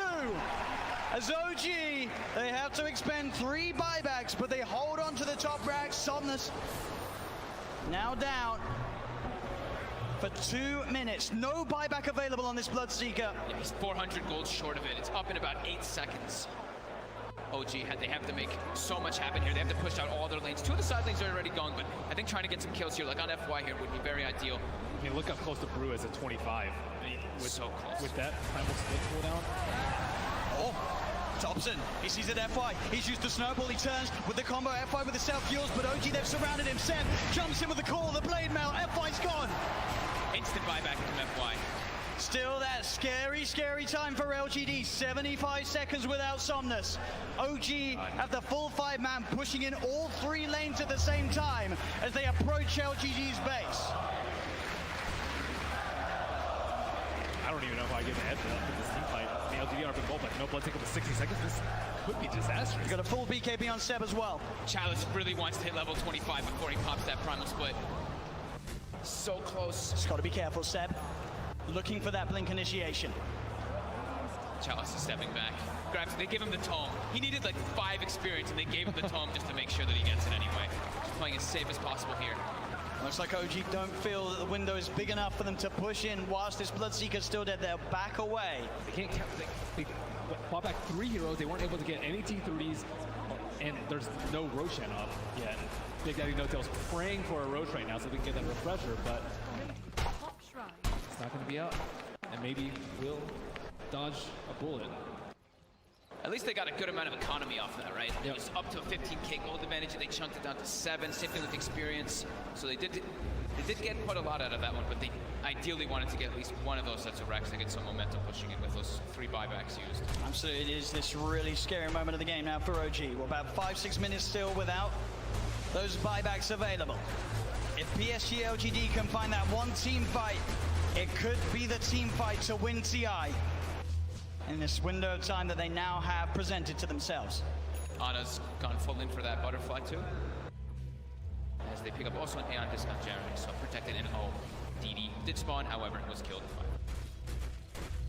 It's also pretty scary for Maybe right now. He only has a 5-second BKB, and he does a lot of damage and will get wrecked by the X Blade Mail Call if he finds it, especially with his BKB now. There's not that many ways to stop him. It's just all about FY and Chalice, right? Just either saving or just getting into the midst of the fights and not allowing OG to get the picks. And the spot, it's going to be dispelled. Let's get dispelled. He's in the trees. They're on the high ground. They've got the vision with the Shiva's covered. Ana's on his way over. They've got the snowball down. There's the Catapult. Seb jumps in. He's able to find the call onto Chalice, but Chalice already got the BKB out. The Sunstride's going to be down onto FY, but FY will survive. Seb pots the BKB. He'll try and stand his ground, but Seb, he's going to go down. No buyback on the axe. As Jerax as well, surrounded by PSG LGD. The Eon disc will proc, but they'll fight through it. He has to buy back immediately. Look at these creep track by these 4 spirits. On the bottom road, they have no creeps in the mid lane. Sienna still holding on to that buyback on Jerax. But as Ben said, the creeps aren't here. It's backdoor. Can they breach through it? It's not looking like it right now. Maybe everyone hitting the same one. That creep cutting, is it enough to hold OG in the game? You see No-Tail's already running to just, he doesn't care. He's going to throw his life for this. He needs to just keep these creeps out of the base to keep that back door up. He doesn't care if he dies. Which he certainly will as they get upon him. They find his life. 1 minute now without No-Tail and without Seb. Topson, Anna, and Jerax. The only 3 heroes that can offer their defense during this final minute, this final stand. Jerax is really trying to hold on to his buyback. As Chalice split of course up once again. They're finishing off this second set of racks. He's got the Cyclone holding Anna up in the skies. As this racks on the top lane will fall, the melee rack's gone. PSG LGD playing this carefully. As they'll go down towards the bottom as well. Arme, doppelgangers, he's losing a fair bit of mana into the PL. Still able to shift back into that Morphling if needs be. As OG, they will lose their top racks, but they won't lose the game. PSG LGD are playing it safe. They know how close they are to victory, and they will not throw it away. And they know that the Roche is probably respawning pretty soon, and it actually is up, so that is that refresher shard. They already have pretty much infinite primal splits up anyway, but they feel very confident here. They weren't able to de-ward that ward in the mid lane, so it looks like they are going for a Roche fake out. So Anna is on top of X-Nova. The Ghost Step's going to be the set. He's in. The call, the EMP, the counter, but FY is in. He's able to get the save off in time to keep this man alive. Get it off. Chalice is down. Buyback from X-Nova and Chalice. FY with the Invis. Somnus looking to get involved. Pots the BKB to get over the ice roll. They get on top of Seb. Seb's in trouble. Seb's gone. The axe down once again for 90 seconds. As now FY giving them the vision, but they see him. Got the doppelganger to jump away from the snowball over to Topson, the self-fuels. FY trying to buy time for the rest of LGD to come in. Again, up into the air. Arme straight on top of No-Tail. FY will fall. Arme looking towards No-Tail. No-Tail pops the hand of God, but No-Tail beaten down by Arme and Somnus. Chalice gets the primal split off as Anna. He's been left behind in Topson. He's got to do something incredible in terms of the combo. Can he find the angle? Jerax coming in, keeping Anna alive. Anna with the doppelganger. The Deafening Blast comes out onto the 2 of them. Anna trying to go in, looking for the kill. Can he find it in time onto X-Nova? He's on top of him, trying to beat him down. Anna again with the doppelganger, now retreating back towards the base. As X-Nova will survive. Jerax back in, the combo. Meatball down onto Chalice, but Chalice is so tanky. Monster Chief is gone. He's on top of Jerax. Jerax is gone. Anna as well. Can he really fight back against the Somnus? And X-Nova is so low. As the buyback for Jerax comes in, he's healing Anna back up. That buyback could set them up for the kill on X-Nova. The cold snap down onto the charge, and they find him. Arme, he's out of mana. He's starting to shift into the strength, but he's surrounded. OG, can they find the ball? They can! OG are still in the game. Arme buys back immediately. But now it's PSG LGD's turn to be without 2 of their supports. Seb's going to be back up in 8 seconds. Oh my god, that buyback from Jerax onto that shrine, being able to save Anna, but Anna also toying with them with that doppel. He set the illusion. They thought that was the real one. They actually couldn't finish him off, even though they got the thirst vision of him for a second. With the level 25 talent on the doppelganger, it's really hard to kill him. Seb. Yeah. He's looking straight for the play. Can he find Somnus? He's hunting. Somnus. He's there, Seb. He'll see him. Oh! Doesn't get the call though, and now Seb. He'll be ruptured. They're looking at him, but Anna, he's straight in on top of Somnus. Somnus puts the BKB. Anna again with the doppelganger. They see Cataclysm coming out. And Somnus still alive. Anna will be able to force him away. They've got the hex. They've got the control. They're on top of him. Can they kill him in time? They can. Chalice got for 2 minutes. And Seb, he's finding, looking for Arme. Big Daddy No-Tail gets the penitence out. Only onto the illusion though. Arme able to waveform up to the high ground. Arme should be fine here. Topson's got the ghost, he's got Hex maybe up soon too. Oh, the doppelganger Arme's over the trees. Can he hide his way out of this? No, back, real one. Goes for the waveform. Seb tries for the call, but he's already out of there. Nice play from Arme. And he buys so much time too for his team there. The Brewmaster was dead for 120 seconds, now only 90. Still a big window for OG. They're only without Jerax for the same amount of time. And that lead the PSG LGD had, it is going down a little bit. Only 4K, 5K at the moment with these last few fights. Obviously the 25s now coming out on OG. Topson's into the pit. What a timely DD coming out for him too. I don't think they expected to be taken out as fast. He's almost able to solo it with the help of these summons. And that's a refresher shot. There's no way they get this. There's no way LGD can. Oh, and the Seb level 25 too. That extra Berserker's Call AoE. It catches people out. They don't expect it. It does not feel like OG T-Rex that. Yeah. The Berserker's call now is, I mean, the AoE It's is massive. really massive now when you have that talent. It's so hard to play against. Can PSG LGD do it? They've got the Basher now for Somnus. For just a 2k lead with those last big comeback plays from OG.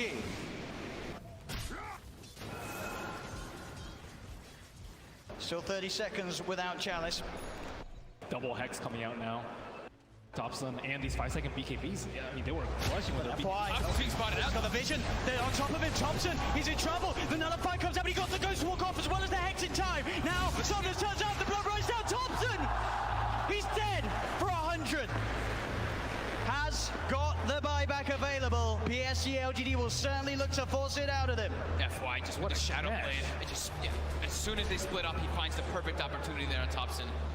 You got to be careful going out on the map when FY's alive. There's every chance in the world that he's going to be watching you from the trees. And at this point, I think for Ame, it's actually going to be very worth it for him to actually just try and burn all the mana from the Phantom Lancer, so we can't doppelganger all the time. That's causing a huge issue in the team fights. And I see that Chalice is using his Dispel Magic every single cooldown on these Phantom Lancer illusions, but there's still way too many that are causing havoc in these team fights. It's too constant. Like that doppel cooldown being 3 seconds just allows him to always be able to play around a little bit around the brew. They don't really have this crazy AoE when you look at LGD's lineup to just clear out those illusions. It's really a lot based off them just trickling them down slowly with like the Shivas and the Radiants and knowing exactly which one it is. Yep, he doesn't have the crit talent, but now he does have crit from that Bloodthorn coming out. It's a lot of damage that Anna can offer to the fights now. And Brewmaster without BKB, very vulnerable. Cold Snap, Bloodthorn, Berserker's Call. There's a lot of ways that they can prevent him from getting that ult. He just commits it from the back, just to be careful. Make sure that you can get it off and get some damage in onto the tier 3s. Anna's going to start to try and fight against these Primal Split Brewlings. He'll be able to find one of them. He has been silenced. He'll take down the Wind Panda 2 as well by the looks of it. There's only the Earth Panda prevails. Seb jumps and he gets the call onto the Panda, popping the BKB as well, so they won't kill the Brewlings off. They do force PSG LGD away long enough that Topson does not have to expend his buyback. Thompson back in the game.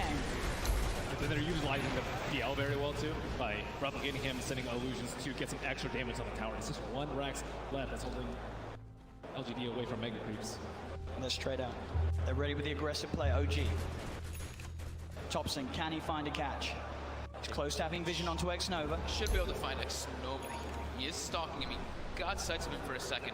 He's a bit far away though. Oh, the tornado. It's got him.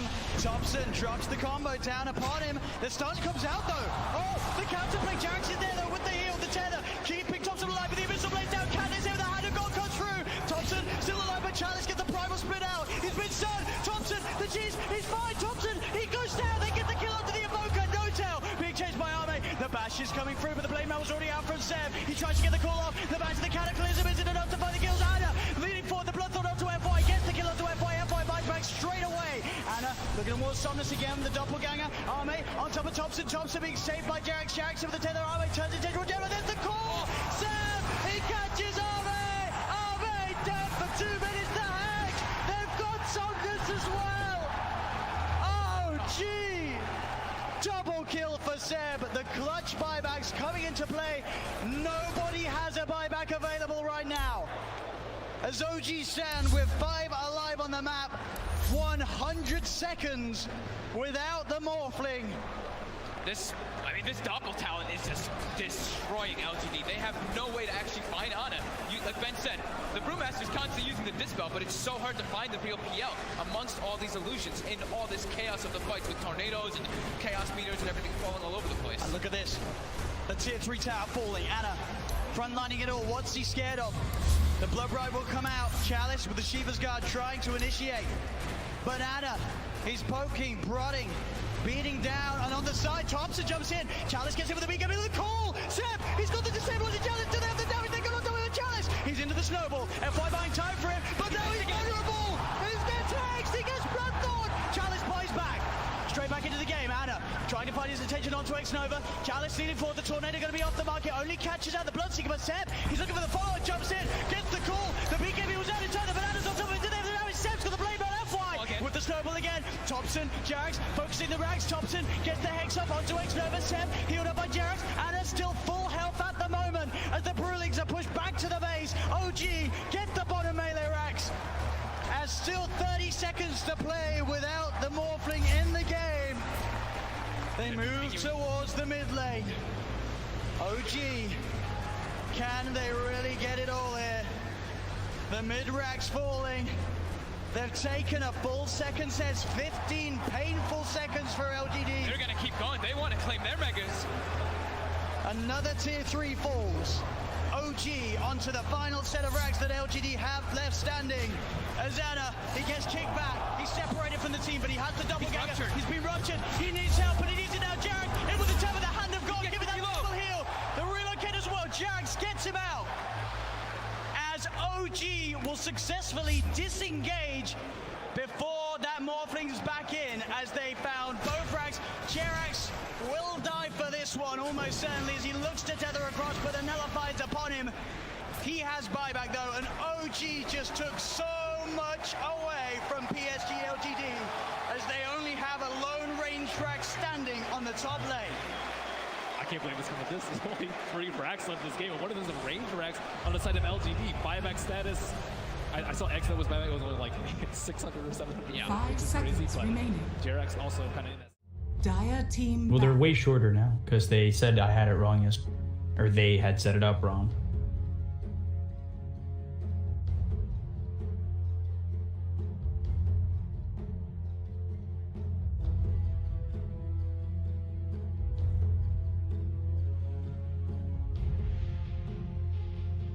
Radiance remaining back. Dire team back.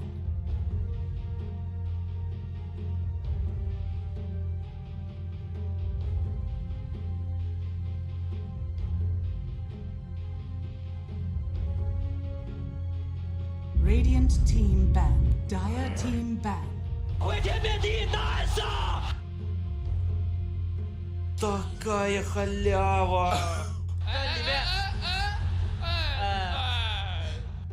Radiant team back.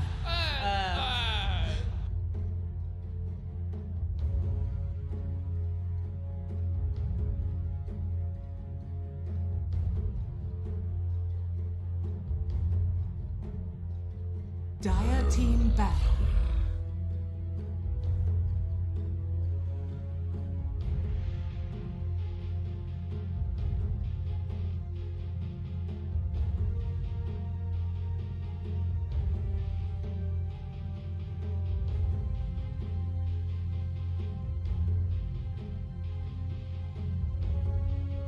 10 seconds remaining. 5 seconds remaining.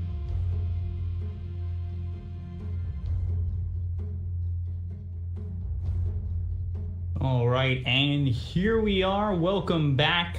Game 2 between aggressive mode and Nigma. Aggressive mode sneaking out a victory here against Nigma, and I feel like maybe even sneaking out might not be giving them enough credit. They really just did an amazing job to win that first game and take a 1-0 lead over Nigma. After that game, I needed a breather for a second. That was a wild first game.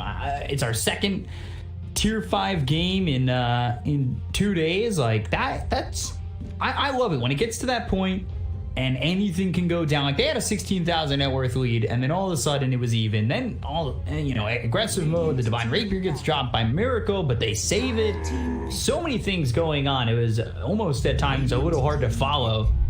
I mean, that was really just an amazing game 1, a good way to start this series. So again, I'm joined here by Mo3, ready to give you the action on the call here for game 2. Is aggressive mode. They start with the Chen, Nigma, they go into the Tusk as well as the Weaver once more, with the bands of the Ember, Lycan, Beastmaster, Nature Prophet for Nigma, and then Rubik, Wisp, Lynx for aggressive mode. So Mo, open the floor for you. Thoughts on the bands and the picks so far? I think I like this Chen pick. 10 seconds remaining. One of Spark's best heroes. It got banned out last game, which is why we didn't see it. 5 seconds remaining. So not surprised to see them instantly pick that one up. Nigma, they go for this. I really like Tusk as a hero at the moment. I think it's still a little bit undervalued. This Weaver, it's been so like high priority in all the games that I've watched. I think it's crazy, and I don't really I get that it's a really strong hero. Like, it's versatile as well with where it can lane. Like, there's so many things, different things you can do with this hero, different ways you can build it. I personally wonder whether it is, does it have to be first phase priority in every single game that you see? It seems that teams, you know, they like what it has to offer. This Undying pick's interesting though. I assume this is actually going to be Spartan's hero now, and they look to put this on Skylark for aggressive mode, because Skylark's been playing this Chen as a core, I'm pretty sure. 10 seconds remaining. In quite a few games for aggressive mode. I don't think you want to play the Undying as anything other than a 5. Yeah, we've seen a couple Undyings, a couple different opening builds for some Undyings as well, like going into the Orb of Venom on some matchups, or just, you know, your standard regen and whatnot. Others, but what really dictates that? What dictates the Undying going for the Orb of Venom and not? It just depends on the lane matchup that you're going to be against. Who was it he was laning against before? There was no point really building I think it was a Bat Rider, right?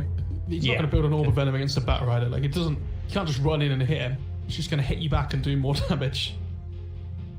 I think especially when you're laning against strength heroes, the Orb of Venom kind of goes up in a little bit of value as well, because you are going to be wanting to chase them around a lot. They can't really trade back. You steal their strength and also their, you know, including their damage then. Ooh, ban the Enigma, and they go to this Crystal Maiden, a hero not very prevalent within the scene, or within the meta, not the scene. Yeah, I don't mind this though. I think it's good up against Chen as well. Like, he frees up the creeps, takes them out for like the whole fight, like one creep, right? It makes they have the potential to try lane now with CM Tusk +1. Could be a Weaver, could be something different. And they're two heroes that they've picked already with this Crystal Maiden utilize the aura really well. I think this is going to be Cube's hero. Cube loves playing this Clockwork. So I would imagine it's going to be Chen 3, Clockwork 4, would be my guess. Sounds like a decent lane. I talked about it with Enigma being in the last game, was like the Clockwork can just solo the lane, go for experience, you can move all over and potentially get a tri-lane going for aggressive mode. Clock just taking solo experience over off lane. Is that a possibility here? And now Morphling for Nigma with the Weaver and Ricky picked up for aggressive mode. One point I want to make, just because I've seen this Ricky pick, it reminded me of the hero. What happened to Grimstroke? Like, he seems to have fallen off. At least we didn't see him banned or picked yesterday in the NA region either. China loves Grimstroke at the moment. I was gonna say, do they still like it since we stopped 5 seconds remaining. seeing them? I didn't take a look completely at what they played last night. Take a look tonight when the Chinese region continues. It just feels like people have gone for this, like, and like obviously Grimstroke's still being picked, but to see it completely ignored here is something I would have expected. It's a really good Ricky game though, by the way. I mean, like, it's good against the Weaver and the Morph, obviously, because it forces them to build BKB to, you know, use their escape spells. So especially when Ricky gets Diffusal this game, he's going to be, you know, massively online. The other thing is that you can put the Smoke Cloud down preemptively, ready for the Tusk to snowball into. It's kind of like the same thing as, like, you set up the Ice Path or Dual Breath on Jakiro, ready for the snowball to land. Yeah, I like this Ricky pick a lot. I do worry about their, like, if they fall behind a little bit on aggressive mode, I worry that they're going to be, you know, like, out of reach this game. Almost like they're going to really struggle to pull it back. Because without the Diffusal Ricky at the moment, they don't really do any damage, if it was like... and they have okay lockdown, like Hookshot's really good up against the Weaver as well. Like, usually these really...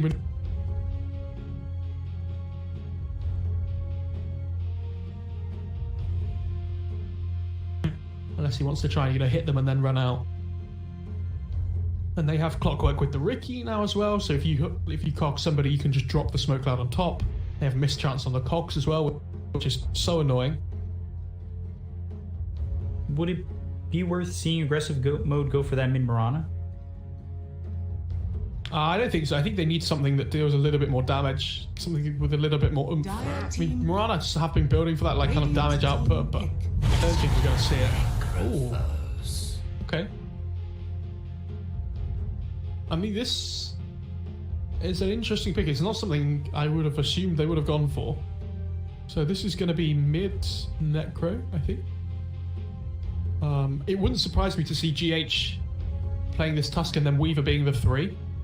Mind control here, and they pick like a different mid hero for Weehaw here. That's what I would assume, at least.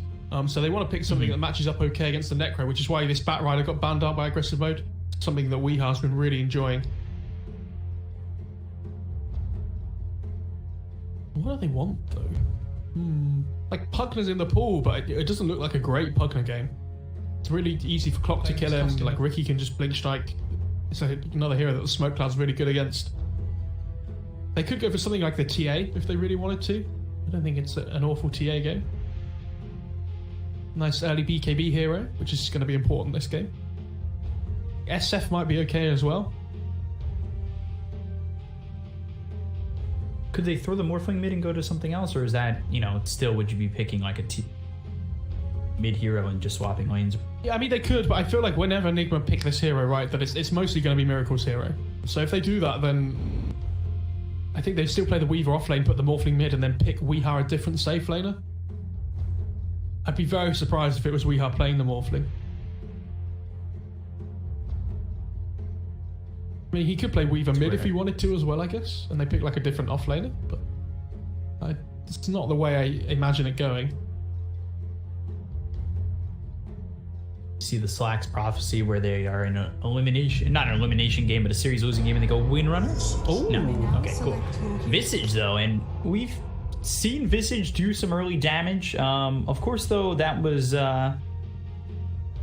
with Rimstroke, so now Visage by himself sitting mid. Weaver in the off lane, safe lane Morphling. Is it going to be enough? I will say, by the way, this lane, like, Undying's normally a really strong laner, right? And it helps secure the lane for your position 1, but Tusk Weaver, when they hit level 2, sounds like a horrible game for the Undying. Like, they just run at you with Tag Team and Sakuchi, right? And they have the Germinate attack as well with the Tag Team damage. That sounds scary. Be interesting to see how this laning stage goes. I feel like Nigma, I really like their draft this game. Last game, we didn't really get to talk about the draft because we came late, but I think I'd much prefer their draft this time in comparison, like, to aggressive modes. Whereas last game, I think it was a little bit more even.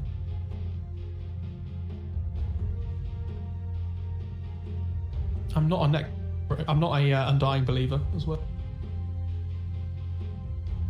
But Skylark Chen did. There are times where it feels like Dying doesn't have much of a presence. Why? I think Josh just level 2000 battle pass already, by the way. This is much better.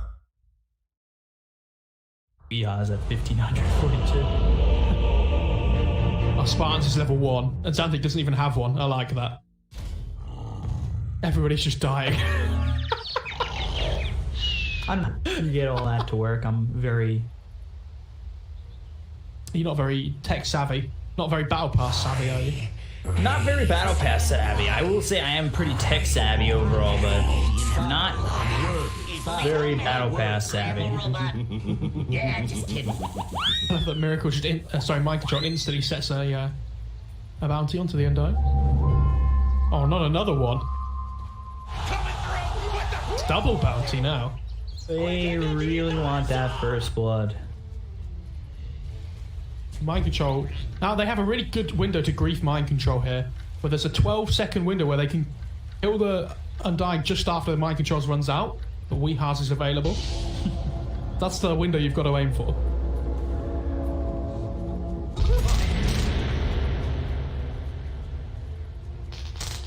See if this can this game 2 live up to the hype of game 1? Well, there's no Enigma this game, unfortunately, so it's a difficult one. I'm wondering here whether Miracle does end up like soloing down here for a little while Nigma tried to look for a kill up here early on. So the damage output from Tusk, CM and Weaver sounds really good.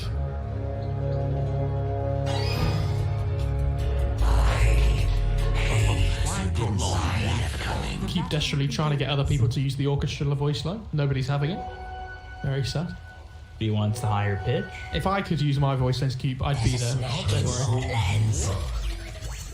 Get casters involved, tilt the players even more. I want to be able to play the mini games in the pauses. That's the only thing I really want. Questionable play, you just spam the OD pixel line from the caster slot. Finally, I get to. I would get to say I beat a pro player or something as well. Would be great. Yeah, I still can't say. Went 0-3 in Twitch Rivals, so I have not beaten any pro player. Yeah, they are looking for a kill here top, by the way.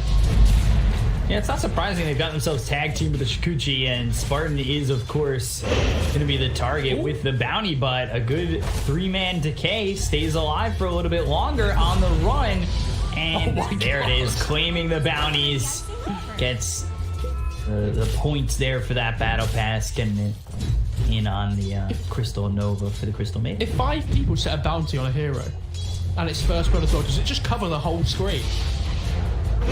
It might.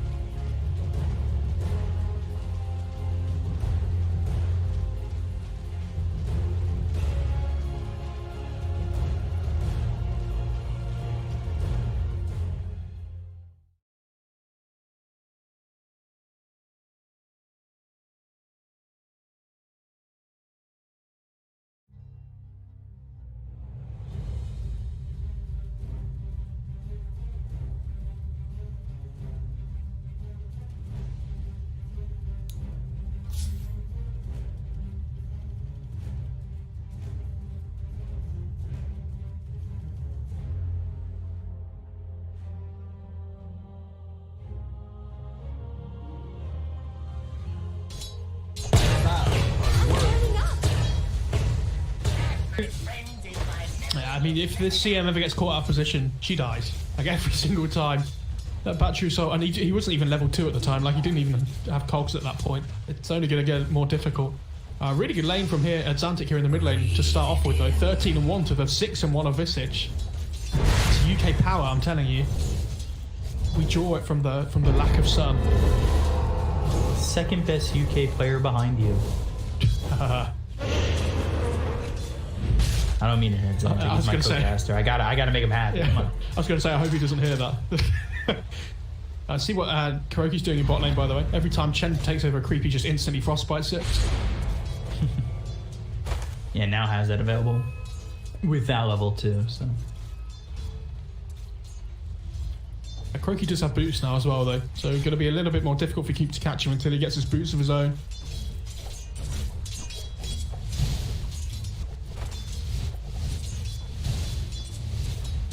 Miracle just trying to do what he can. He's 14-2 in a decent lane again. Frostbite onto the range creep, just trying to make sure that Skylark's lane is not as great with the Holy Persuasion. There it is again. Oh, Kuro gets the last hit as well. That was big.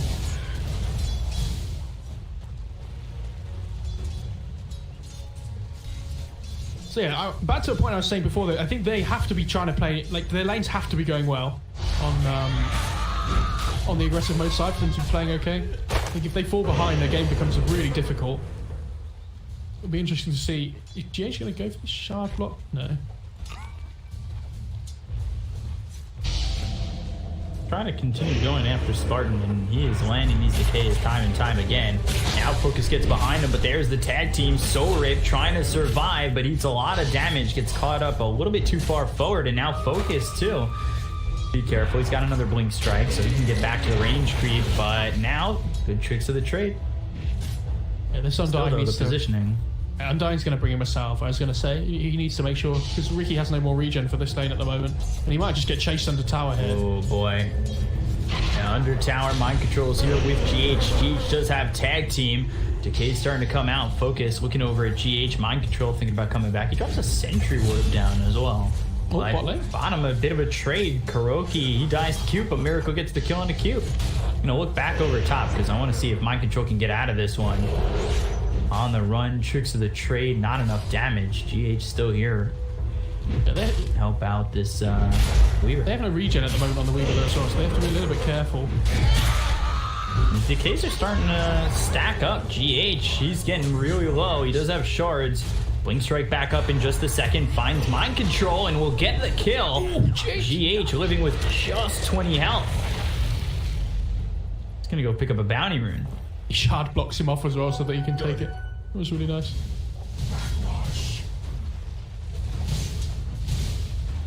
Yeah, this Morphling pick though, like, when you get to this point in the lane as Morphling, you're playing against Clock Chen, right? Like, you should never die. So he can play so aggressive in this lane and know that he's never really in trouble. Well, that's why you see it's top of the CX chart at the moment, having a really good time.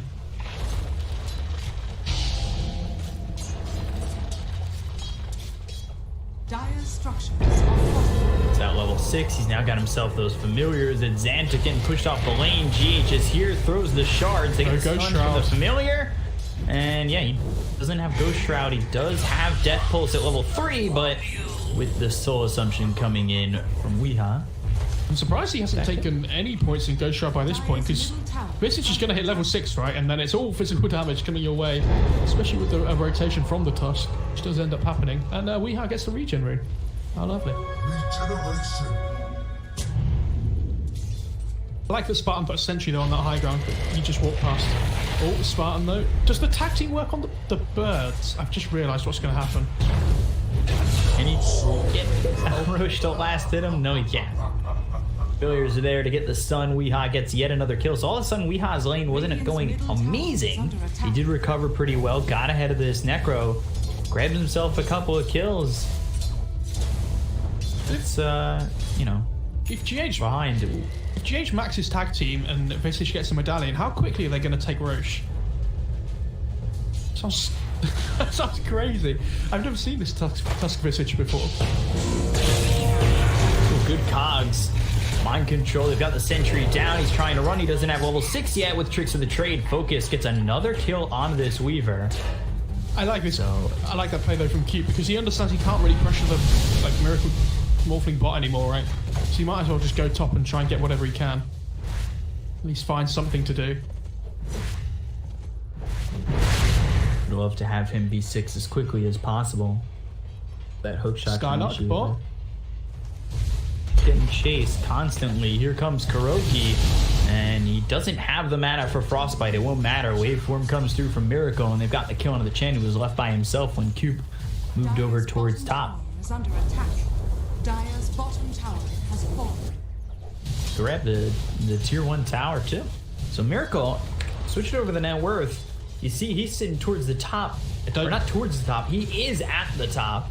And he is doing really well. Meanwhile, though, cogs are around GH, but with the help of Weeha, it's a mistake. I mean, this is dead once again, and Weeha is going off. This tag team with the birds is crazy. They get the D ward as well, so Xanti can't even feel safe anymore. Focus is almost dying top here, actually. That's the 14-1 charges, though. Playing with fire a little bit. I respect that. Dire's bottom tower is under attack. So they're behind 2,000 net worth already. This is said aggressive mode would want to play from ahead, and that just ain't happening.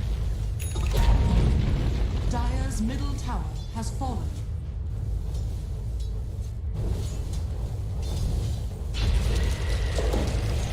A lot of pressure coming from Nigma. They've got Helm of the Dominator finished on the Visage. Early earn for GH.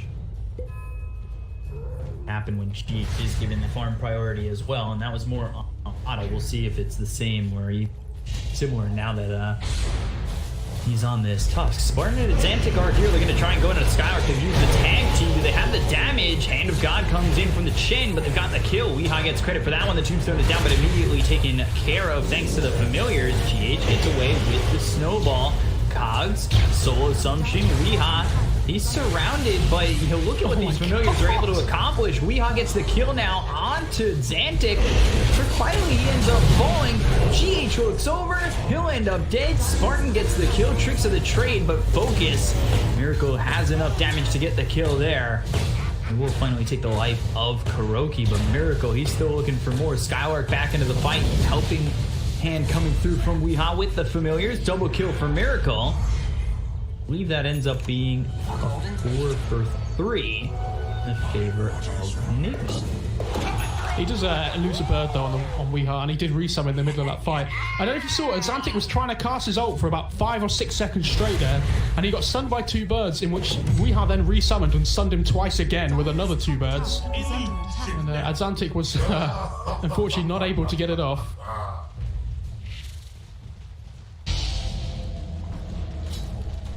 Puts them 4,000 net worth ahead. Things just don't seem to be getting much here for the side of aggressive mode, despite the decent fight over in their triangle.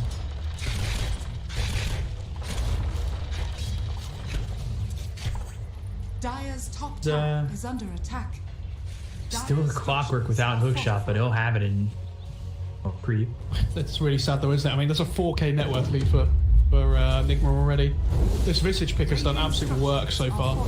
There were so many things about this this Visage pick that I hadn't even thought about. Dire's top tower is under attack. I remember I told you when we were casting China that I was trying to play Void Spirit to learn about it more for when I was casting. I feel like Visage is one of these heroes that I don't play at all, so there's so many things I just don't recognise. And I'm definitely not playing Visage because I'm awful. And, not just Visage, but also Dota 2, so it's a hard hero to play. I'm trying to convince my friends to let me play Visage or the Cavern Crawl and Turbo. Behind them is Spartan going out on the GH. He's pretty far away from his team. Does have the tombstone to drop, but how quickly can they just take care of this? The ulti used by the Crystal Maiden and Xantic taking a lot of damage. The hookshot comes through. They've got themselves the Reaper Sight. They'll get the kill on a Kuroki. Smoke screen down. Miracle within the cogs, but Cube Soul Assumption hits from Weeha. One shot until he ends up going down. He's trying to take this bug off of him, but Weeha ends up getting the kill. They get around Spartan, and they have really got the damage taken out quickly, and Xantic will fall.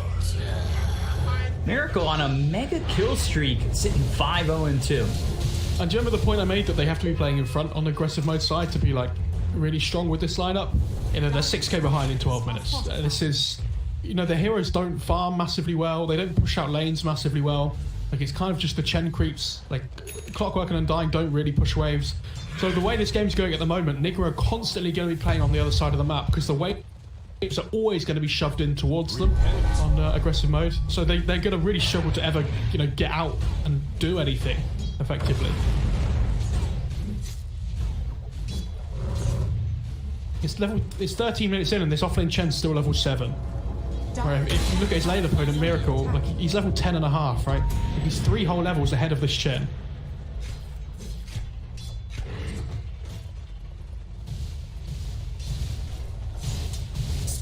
This will come in handy. Disgusting at this point. Hookshot out on the Morph. Wing Strike as well as the Silence. Can they get a kill here on this Morphling? Yes, they can. The combo to take out Miracle. That's a big kill to get. 5 times spree going the way of Q. Yeah, and they are getting towards that Diffuser Blade on the Riki though. So that's going to be their big damage output for these fights. And yeah, that was the big thing though, right? They have the hookshot into the cogs, into the smoke cloud. So if they can get that combination off while Miracle's by himself, he is in trouble. He's going for this E-Blade. He's going to have to go for BKB second. Top lane. Tag team birds are dead. GH being chased here by Focus. Focus, who has been dusted up. See if they'll to re-engage on Nigma. Weeha definitely just trying to throw out as much damage as he can. He's nearby, doesn't have hookshot for another 12 seconds. He may not want to be that close to this fight, though. Shards short. Free my life. So we didn't notice this one either, it's okay.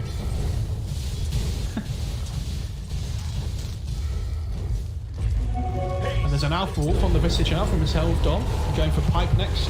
And I feel when that Pipe comes online, they have really good Roche potential as well, right, with the tag team. It's gonna be go time at that point. Hook shot. Shot comes in, and now let's see what they can get out of this. They are around onto the Morphling. They have the Reaper Sight. They'll get the kill on a Miracle. That's a big one again. But can they get anything more? The Familiars as well as Weeha are flying their way out.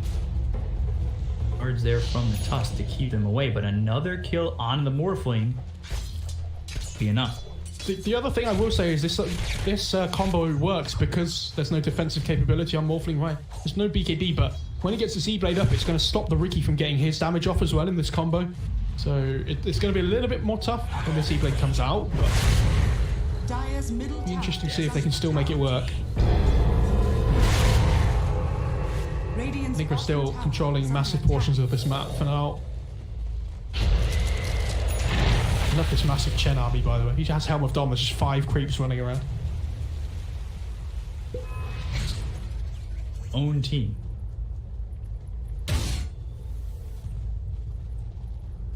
Guess use a blade soon. BKB. We haven't really taken a look at what Xantic has. He's only sitting level 9 compared to Weeha's just about 11. Does he have the mech coming out, or is he just going straight for pipe now? He might have just gone for headdress casual chainmail, and is now going for the pipe with the headdress. See you later, nerds. Dire are scanning. Yeah, it looks like he is. Troll spamming machines all. Voice line. So it's just becoming, like you stated just a second ago, the control on the map for Nigma is just so great. And they're farming their way to, you know, even more of a lead in terms of the net worth. They were at 6,000, now it's 8,000 strictly farming. Weeha continues to just farm and farm as he goes to get this pipe after the Helm of the Dominator. He sits second in the net worth behind the Morphling of Miracle, who's been towards the top the entire time, and in 50 gold will have this E-Blade.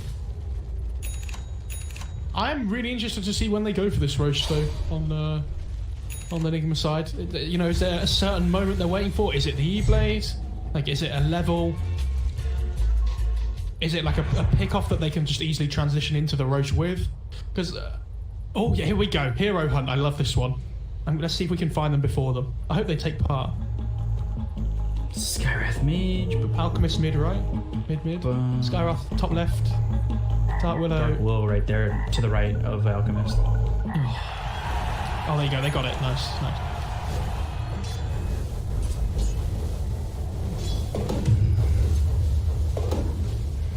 And it would be great if we could do it interactively with chat as well, but never mind.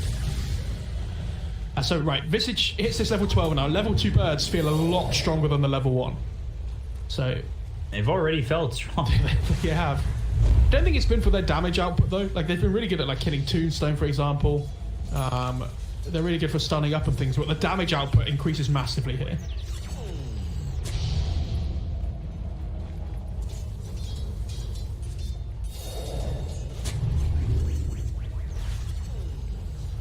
They can get anything off this smoke. They're going GH. Looks like they're just wrapping all the way around. Have they seen that Miracle has that E-Blade finished yet? I assume that they have. They must have done somewhere, right? I mean, it depends if they've been checking. But I also love this Nether Shawl on the Morphling, by the way. Word. This is really good. Not only does it increase the damage output of his E-Blade adaptive strike combo, but you know, it's all this magic damage coming through from the clock, from the Necro as well. The defensive capability is also really strong. Aggressive mode smoke themselves, but they don't realize that are in their triangle. Hookshot comes through on the Crystal Maiden. Can they do the damage quickly enough? Already Clockwork Glow. Waveform across the cogs. They'll get the kill in a cube. Kuroki also did. He'll buy back into the fight. They've got these even stun up this Morphling. There is the Reaper Sight. It's not enough damage. He starts to work into the rank, but now they finally kill him. Got themselves the kill on the Morphling as well as the Crystal Maiden, but they've lost 3, and Xantic's going to be next. Weeha taking over this fight. They're trying to fight with the Chen army, but it's just impossible. Mind controls here with, well, everybody except for the Morphling for help, and Focus ends up dead. It's a full team wipe in the favor of Nigma. I want to... The Alpha Wolf escapes. Nice.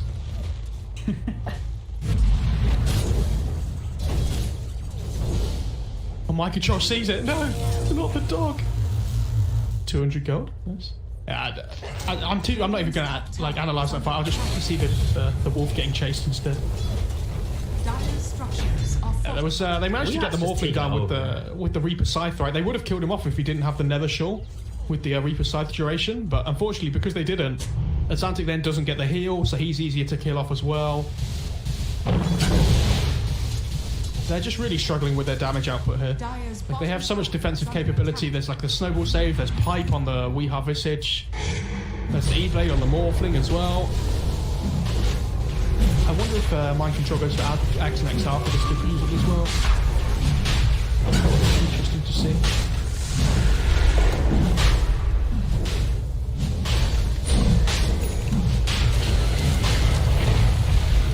Going Blink Dagger next on the top. Maybe he'd get a medallion. Save him for that Blink for now. Oh, what, on the Tusk, sorry. Yeah, I think the Blink's more important because he needs to be able to save people from this hook shot thingy combo. Smoke screen. The Chen creeps. Get him. Got it, Xantic slowed up. There's the E-Boy with waveform right on top of this Necro, but the silence, the Force Staff. Good help coming in from the Weaver. He does still have Aegis on the Morphling as well. Like, they're just trapped inside their base at the moment on aggressive mode. They can't really make any plays on the map. They probably want to deal with their side lanes a little bit here on Nigma.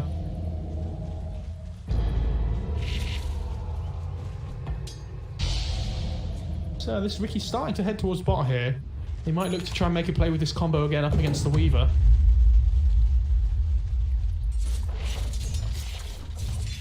But here it comes the rest of Nigma linking up from behind. And they see this Ricky under the sentry ward. Focus. Yeah, the Tricks of the Trade gets out of the range of it. Shards just pushes him away, but they still have him. He's been dusted, so they're going to continue to chase on a Focus, and this should be an easy kill for him, and will be. He's dead for 50 seconds. That's so unfortunate for the Ricky. He pings him. He's like, guys, why do they have wards here? Like, we haven't even been fighting down here. Like, there's no reason. And, yeah, unfortunately for him, does get caught out. Radiant's middle tower is under attack.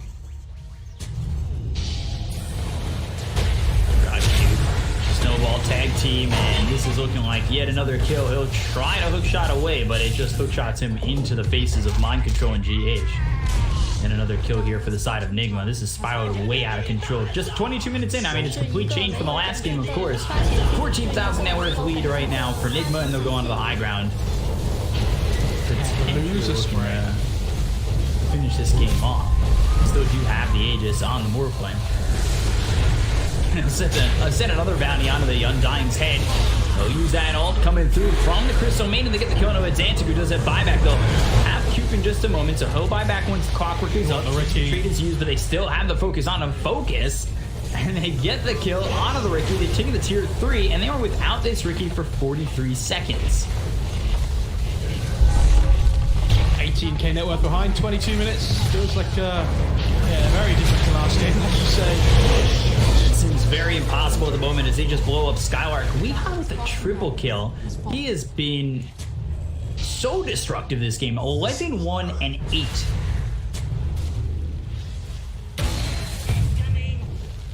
I mean, he's been... Like, he's this guy in this middle of the fight that they can't do anything to, right? Like, they've managed to kill off this Morph a couple of times, but it's the same as last game in the sense that, yeah, they find these kills on aggressive mode, but they can't transition it into anything because they're so far behind from the laning stage. The Evil with the adaptive strike, they don't get the kill yet on the Spartan. Now the retreat coming in from Miracle with batteries all hitting from Q. They've got themselves the silence, but the Force Staff is there, so Mind Control keeping his forces alive. Holding on to the Aegis, and Xantic, he's in trouble. Walrus Punch gives him the old Mike Tyson, knocks him out, and he's gone for 70 seconds without buyback. Tombstone is down. They're trying to take it out with the Familiars. Eventually, Weehaw will grab it. Now the Frostbite on the Q. Focus going in, trying to get the kill on a Weehaw. He is sitting pretty low. Soul Assumption at that max mark. They get the kill on the Q. Snowball keeps Weehaw alive. They look over at Focus. They'll get the kill onto this Ricky. They'll take out 4. Looking for the full team wipe. Can Spartan make it back before the Ancient explodes? Ooh. No. Full team wipe there for Nigma as they cap off a 24-minute game right on the mark. And that was a lot cleaner and a lot better from Nigma in game 2. Yeah, that was kind of what I expected.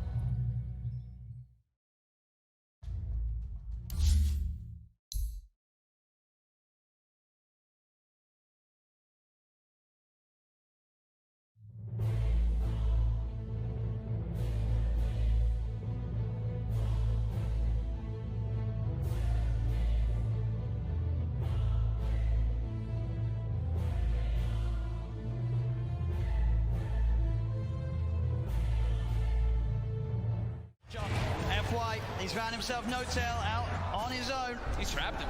There's No-Tail. Is he going to get any sort of backup? No, he's not. There's 3 still dead on OG.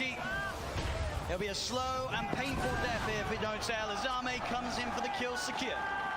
And I love the way that Chalice popped his BKB super early in that fight. He just knows, I just need to get my ulti off, and he cast it at a very safe range. He didn't wait for the last second of his BKB. He's not very greedy. I think that's a lot of the reason why they've been winning these team fights. Seb has been struggling, still about 1,000 gold away from his BKB. I mean, yeah, this Brewmaster is a display of perfection, really. It's the highest level in the game with his Bloodseekers. And doing a ton of damage in the fight. It's one of the most damage in the game as an offlaner. Now has full Shiva, so even more ways. He's pretty much itemized entirely just to be like, Ana, I'm ruining your game. I've got Radiance, I've got Shivas. You're going to struggle so much in these fights as Phantom Lancer. Jerax did his best to keep Ana alive, and but Ana wasn't able to do damage because he was ruptured. He wasn't that low on HP, but still can't run around. Seb. Oh, I'm coming in this here. Got to be careful who shows up top. Indeed, Jerax. He's going out on his own. He doesn't expect Zame to have this invis rune. And Zame will show himself. Jerax goes across, but Somnus is there. Somnus is not messing around rupturing. No mercy. They're feeling very confident now at this point, getting these very advantageous team fights as well as getting killed.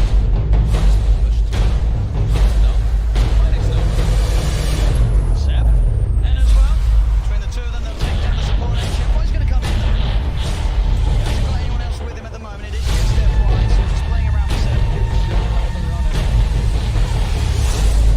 He's just making him not be able to come back. Look, they're already starting to rotate this Brewmaster and Bloodseeker too, and he's ready to look for Seb. Seb's got to get out. Oh, Seb.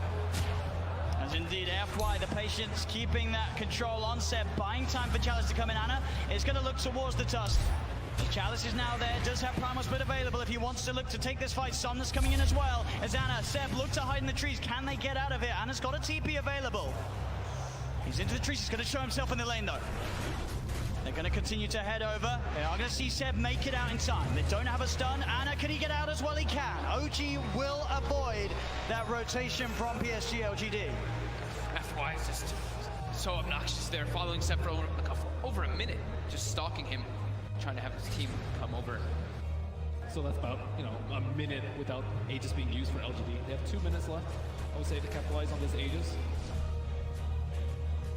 Oh man, looks like he is a little bit. Pretty much back to a 50-50. PSG LGD 2-1 up at the moment in this best of 5 grand finals. 1 game needed to secure the championship title. And at this point, they are ahead here in game 4. No-Tail hasn't had time to gather a full army of Ancient Creeps. Right now, he just has the Ancient Black Dragon. You really want those other auras when you're at a big disadvantage in these team fights already. Yeah, it's tough though, because Jerax doesn't want to be following around his Chen, giving him the Aghanim. So. As Thompson, see, he does have a Lincoln Sphere picked up, and they should have the BKB finished on Seb too. So that'll give him a little bit easier time to get those blink calls as he's been suffering to do so in the last few fights. And Somnus, I've Scotty picked up, about to be level 25 as well. Yeah, they just need a couple more minutes on the side of OG before they're ready to fight. Wait for Aegis to expire. Seb, he's in, gets the call, the characters, but again FY, there with the snowball save. He's going to be fine, and now they turn to look towards the axe. The taunt's going to be out. Seb goes for the TP. They've got the stun to cancel though. Seb held back for now. Thompson trying to offer his best from the side to provide some sort of safety, as he will get Seb back. They're able to get Seb back to safety, and Thompson, he's running away. X-Nova's there with the wraparound, gets the slow off, gives the vision for the snowball. TP from No-Tail's coming in towards the stride, but Thompson, he's trapped. That's twice in this series that X-Nova just comes out of nowhere. Like, he's just on a warding expedition, then he just ends up wrapping behind these people constantly.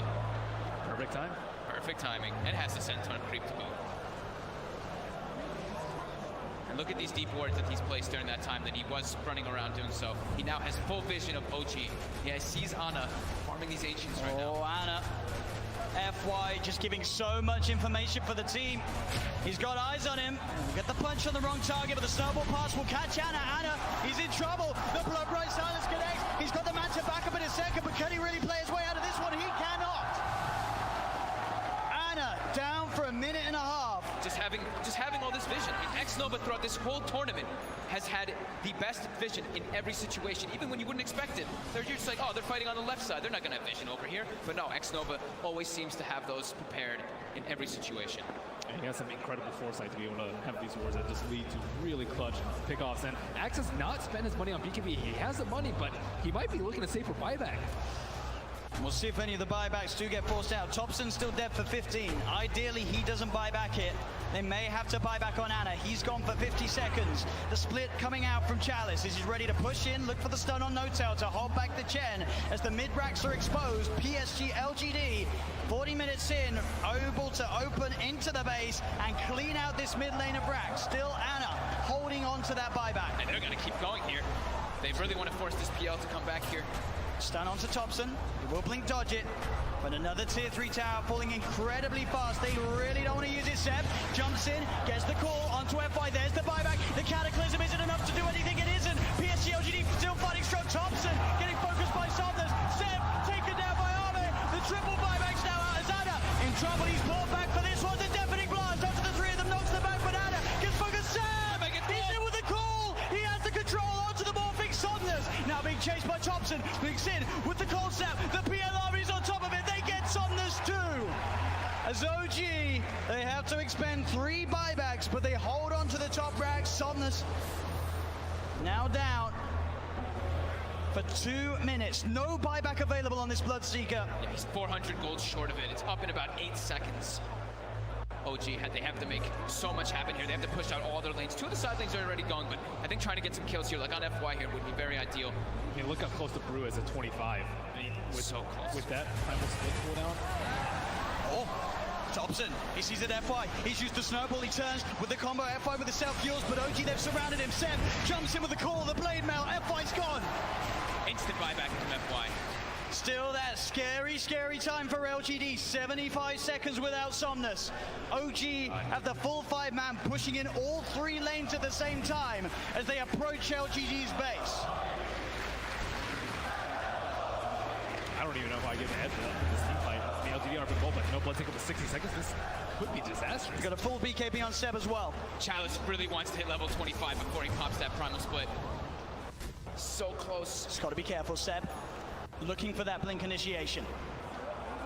Chalice is stepping back.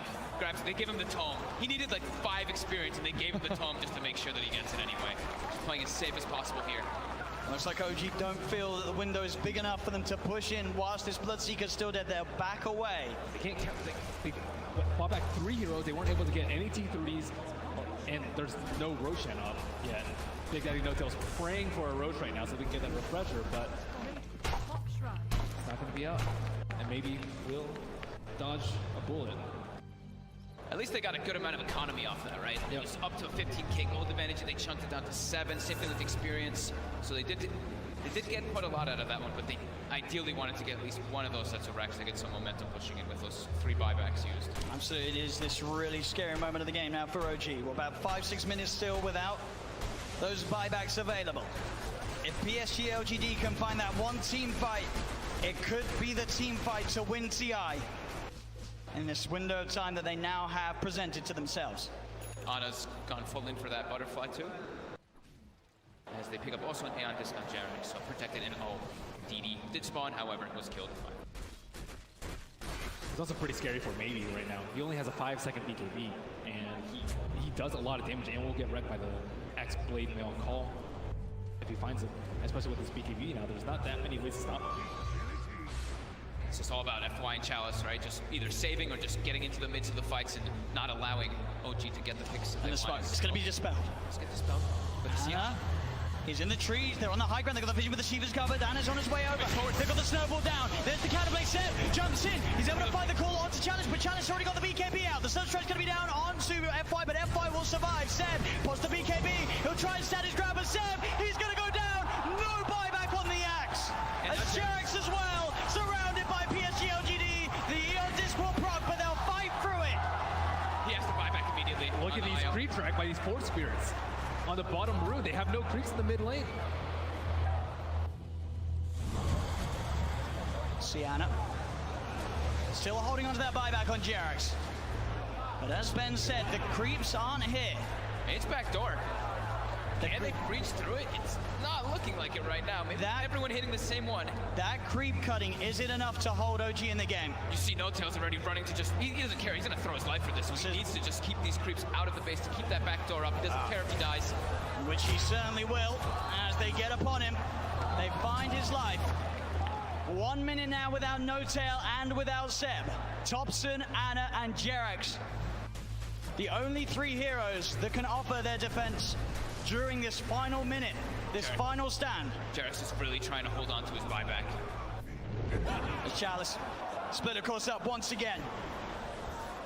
They're finishing off this second set of racks. He's got the Cyclone holding Anna up in the skies. As this Rax on the top lane will fall, the melee Rax gone. PSG LGD playing this carefully. As they'll go down towards the bottom as well. Arme, doppelgangers. He's losing a fair bit of mana into the PL. Still able to shift back into that Morphling if needs be. As OG, they will lose that top Rax, but they won't lose the game. PSG LGD are playing it safe. They know how close they are to victory, and they will not throw it away. And they know that the Roche is probably respawning pretty soon, and it actually is up, so that is that refresher shard. They already have pretty much infinite primal splits up anyway, but they feel very confident here. They weren't able to de-ward that ward in the mid lane, so it looks like they are going for a Roche fake out. Check. Anna is on top of X-Nova. The Ghost Step's going to be the set. Oh. He's in. The call, the MP, the Caliber, but F5 is in. He's able to get the save off in time to keep this man alive. Get it off. Chalice is down. Buyback from X-Nova and Chalice. FY with the Invis. Somnus looking to get involved. Pause the BKB to get over the ice roll. They get on top of Seb. Seb's in trouble. Seb's gone. The axe down once again for 90 seconds. As now FY giving them the vision, but they see him. Got the doppelganger to jump away from the snowball. The snowball over to Thompson. The self-fuels. FY trying to buy time for the rest of LGD to come in. Again, up into the air. Arme straight on top of No Tail. FY will fall. Arme looking towards No Tail. No Tail pops the hand of God, but No Tail beaten down by Arme and Somnus. Chalice gets the primal split off as Anna. He's been left behind in Thompson. He's got to do something incredible in terms of the combo. Can he find the angle? Jerax coming in, keeping Anna alive. Anna with a doppelganger. The deafening blast comes out onto the 2 of them. Anna trying to go in, looking for the kill. Can he find it in time onto X-Nova? He's on top of him, trying to beat him down. Anna again with the doppelganger, now retreating back towards the base. As X-Nova will survive. Jerax back in, the combo. Meatball down onto Chalice, but Chalice is so tanky. Pops the shield is gone. He's on top of Jerax. Jerax is gone. Anna as well. Can he really fight back against the Somnus, and X-Nova is so low? As the buyback for Jerax comes in, he's healing Anna back up. That buyback could set them up for the kill on X-Nova. The cold snap down onto the charge, and they find him. Arme, he's out of mana. He's starting to shift into the strength, but he's surrounded. OG, can they find the ball? They can! OG are still in the game. Arme buys back immediately. But now it's PSG LGD's turn to be without 2 of their supports. Seb's going to be back up in 8 seconds. Oh my god, that buyback from Jerax onto that shrine, being able to save Anna, but Anna also toying with them with that doppel. He sent the illusion. They thought that was the real one. They actually couldn't finish him off, even though they got the thirst vision of him for a second. With the level 25 talent on the doppelganger, it's really hard to kill. Seb, yeah, he's looking straight for the play. Can he find Somnus? He's hunting.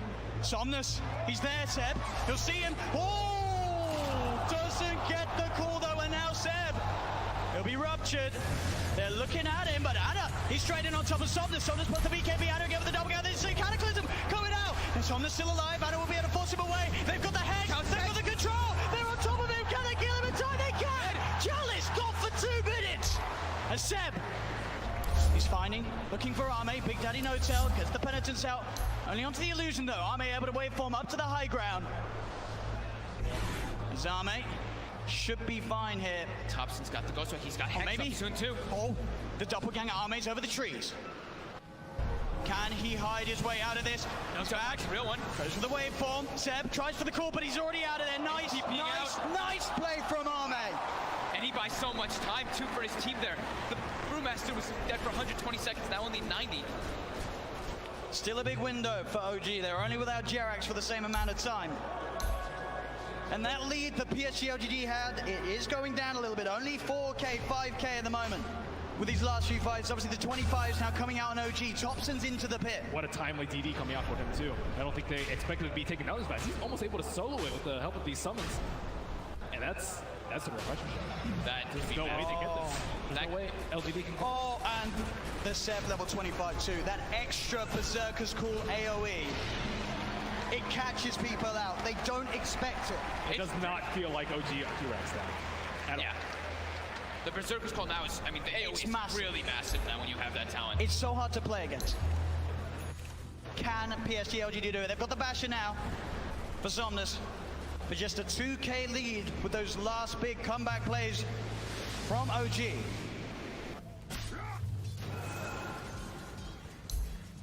Still 30 seconds without Chalice. Double Hex coming out now. Thompson and these 5-second BKBs. Yeah, I mean, they were crushing with their BKBs. Being spotted out. Got the vision. They're on top of it. Thompson, he's in trouble. The Nullify comes out, but he got the Ghost Walk off as well as the Hex in time. Now, Somnus turns up. The blood runs down. Thompson! He's dead for 100.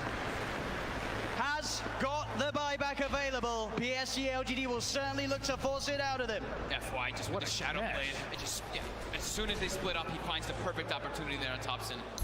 You got to be careful going out on the map when FY's alive. There's every chance in the world that he's going to be watching you from the trees. And at this point, I think for Ame, it's actually going to be very worth it for him to actually just try and burn all the mana from the Phantom Lancer so we can't doppelganger all the time. That's causing a huge issue in the team fights. And I see that Chalice is using his Dispel Magic every single cooldown on these Phantom Lancer illusions, but there's still way too many that are causing havoc in these team fights. It's too constant. Like that double cooldown being 3 seconds just allows him to always be able to play around a little bit around the brew. They don't really have this crazy AoE when you look at LGD's lineup to just clear out those illusions. It's really a lot based off them just trickling them down slowly with like the Shivas and the Radiants and knowing exactly which one it is. Yep, he doesn't have the crit talent, but now he does have crit from that Bloodthorn coming out. It's a lot of damage that Anna can offer to the fights now. And Brewmaster without BKB, very vulnerable. Cold Snap, Bloodthorn, Berserker's Call, there's a lot of ways that they can prevent him from getting that ult. He just commits it from the back, just to be careful. Make sure that you can get it off and get some damage in onto the tier 3s. Anna's going to start to try and fight against these Primal Split Brewlings. He'll be able to find one of them. He has been silenced. He'll take down the win.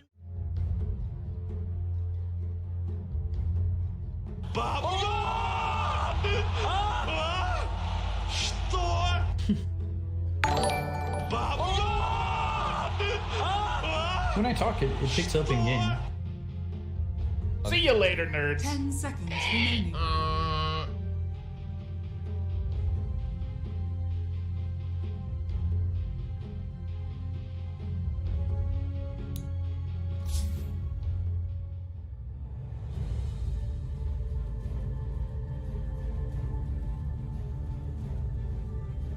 Radiant team ban. 毁天灭地大杀！我是一个没有感情的刷钱机器。 Такая халява!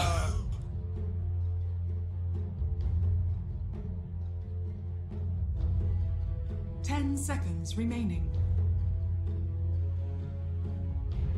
5 seconds remaining.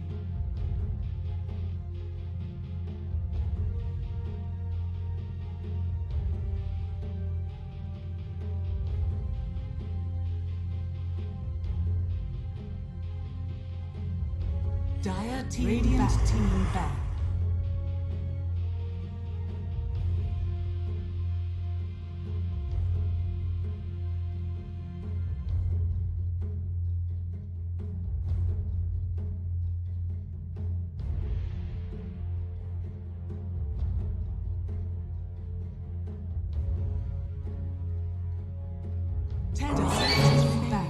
Radiant team back.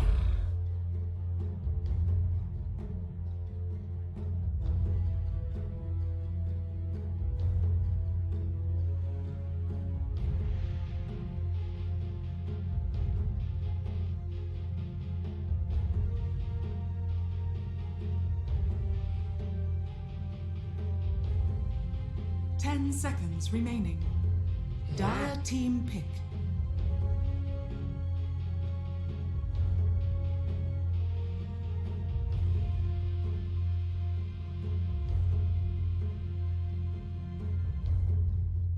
All right, and here we are, ready to go with Game 3, the decider, up between aggressive mode and Nigma here at the ESL One Birmingham. Am I saying that right, Mo? Birmingham? Birmingham? All right, you got it. 2020 EU CIS region, Birmingham. And we're here with Game 3, so I'm excited. Game 1 going to aggressive mode. They snuck one out there as it was back and forth, made it to the tier 5 items, and now got ourselves Nigma, who took Game 2 in 24 minutes on the mark. And we're here in Game 3. We see that Grimstroke. We were talking about it. It's back. We haven't seen it banned, haven't seen it picked. Has it fallen out of the meta? Well, is ready to go. As do you think they felt the need to pick it after the Ember was picked up by Nigma?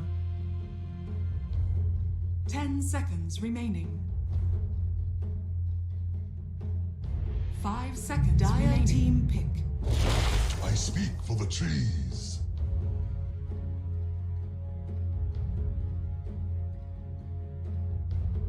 I believe so. So Ember and Nature's Prophet both sneaking through for the first time, for the first phase of bans. Nature's Prophet, we've seen in a multitude of positions: safe lane, mid lane, off lane, 5 position if you're in China, because I know there's a bunch of players that love to play it in the 5 there. And now Ember Coddle, and we've seen how well GH is on that Coddle. You didn't let me get my comment off of odds on Coddle. They have an Ember, so there's Ember Coddle, but it's also a really good split push against the Nature's Prophet. The blinding light can push people away before the Inksfell stun stove goes off. Team fight, like, we saw what GH could do in Game 1, and although they didn't win that game, he looked very competent on that hero, and has ever since he joined this variation of the roster. Back when they won TI, the Keeper of the Light, the Shaker, and I think it was his Wisp as well with the big 3, right? Remaining. I think so. Oh yeah, because you only used to get 2 bans at the start. I think. GH was the ban target quite a bit. And every time, Shaker, Carl, or Wisp.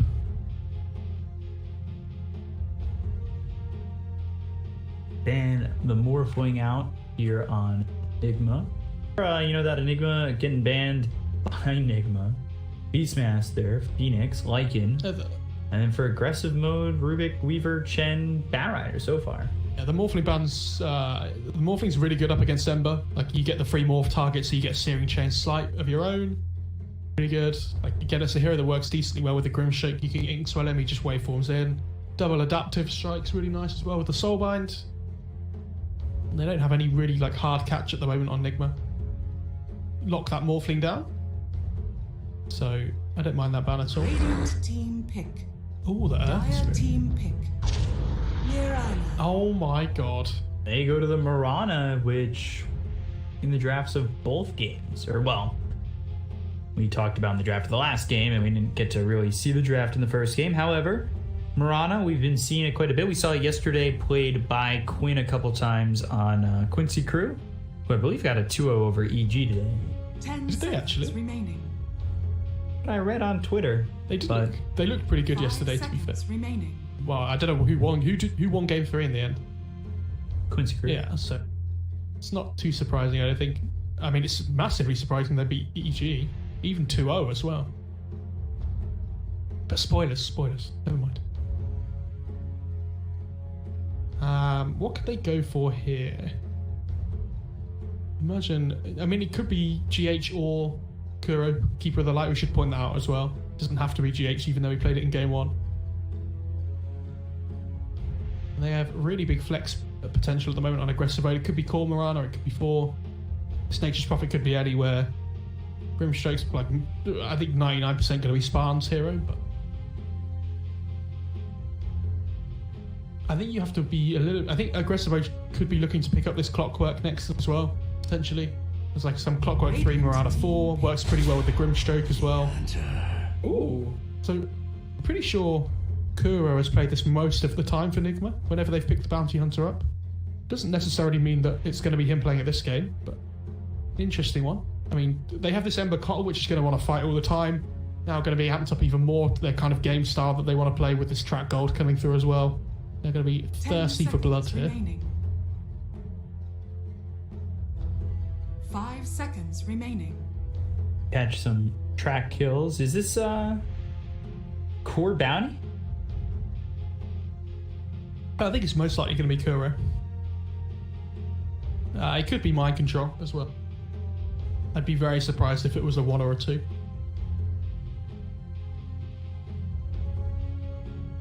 Well, I really don't know what they go for here. I'd like to see them pick up something that uses the ink swell, and they probably need to pick something that can match the tempo that Nigma are going to want to set this game, something that can fight early on.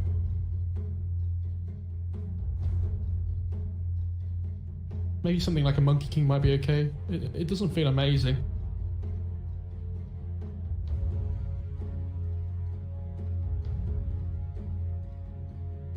I'd go for something like the Necro again if they wanted. Lanes up pretty well against the Ember.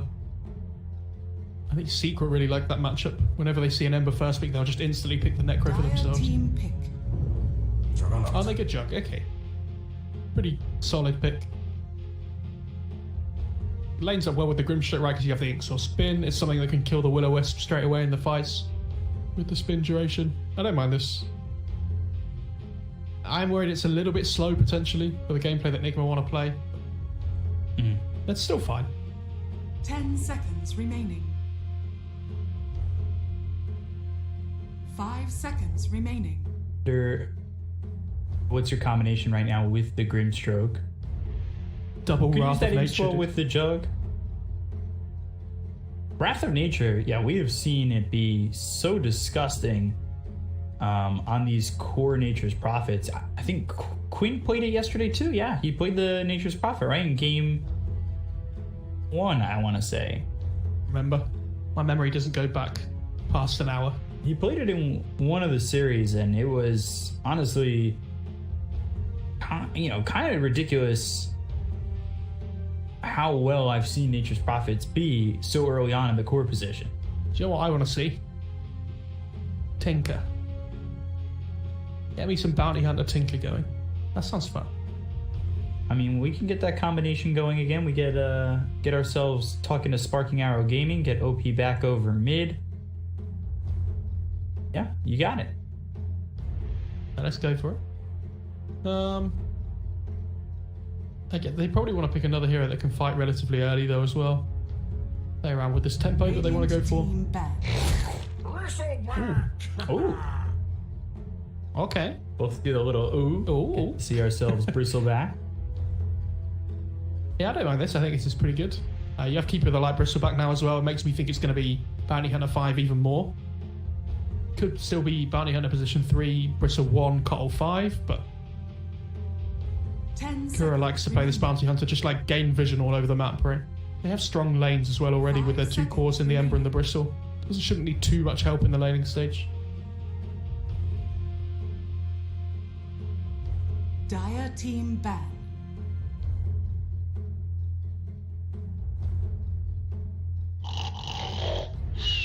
Final bans end up being still a lot of versatility here with the aggressive mode lineup. Really could be anything that comes out for them. Yeah, I'm unsure. Very much it's going to be Mirana 4, Nature's Prophet 3, and they're looking to pick up a mid last for Zantic, but honestly, it's difficult to call. Dire team pick. Radiant team. Would they be willing to go back to the Kunkka? Oh, aggressive mode didn't ban anything, by the way, because they ran out of reserve time.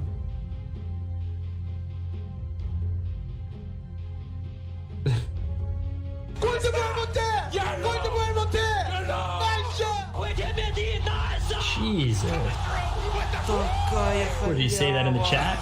He did indeed, yeah. This is Weeha's hero then, the Screen of Pain. I don't mind this too much. Again, it's another hero that they can play aggressive with. Play tempo game. Choose your hero. The DK. I like DK, but he's a versatile hero. We'll see where he ends up going. I mean, they have Grimstroke DK, right? Like, it's never going to be bad, this DK pick, but it is Kuro Bounty Hunter as well. So they're going to put Mind Control on the Bristle. They're going to lane it up with the GH Cottle. It's not going to be a fun lane for this Grimstroke Jugger. Which horrendous laning combo is going to be better this game? ink spell spin or quill spray with the chakra magic.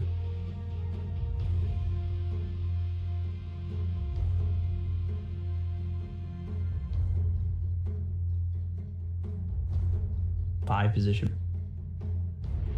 I imagine Adzanti wants to try and build into a Shadow Blade this game, so he can eventually go for a Silver Edge for the Bristle. So it'll be interesting to see whether he does go for that Blink or for the Shadow Blade first.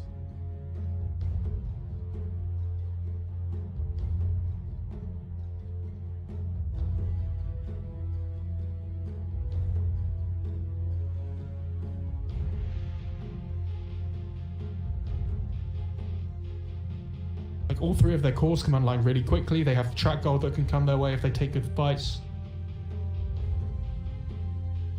They do have a little bit of a lack of catch, I would say, but it's all kind of like chase rather than like stun duration, right? They're like brute forcing their way into fights rather than finding people one by one. How quickly will they really though get into the track? It's a position 5 bounty. Say that again, sorry. How quickly can they get the track? Yeah, because it's a 5 bounty hunter. It's not like it's the ones you love. you know, really gonna get crazy number. It will still get a decent amount though. It's also not just about the track, it's about the vision it can give you on the map. Get these deep boards down that can be difficult to find. Prepare for battle. Oh, Miracle's going mid on the Ember. Okay. So they're going to put the Bristle in a lane up against the Nature's Prophet. And they're going to put the Queen of Pain against the Jug Grimstroke. That sounds really good. Oh, I'm a big fan of this. From the night. And then the Ember gets the lane up against the DK, so he gets a free lane as well. This is really good for Nigma. Let's hope that these trees can scout the lanes early on.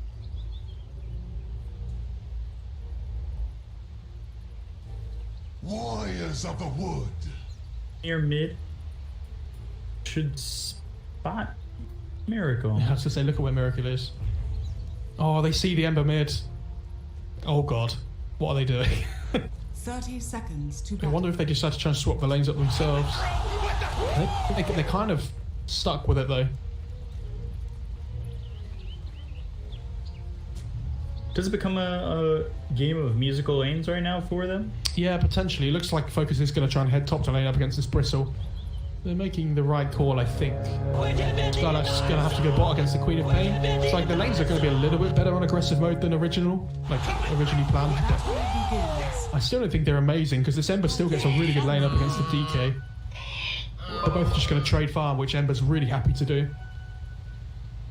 It doesn't matter for DK about his matchup really, he's always going to get something. But Ember, more than happy.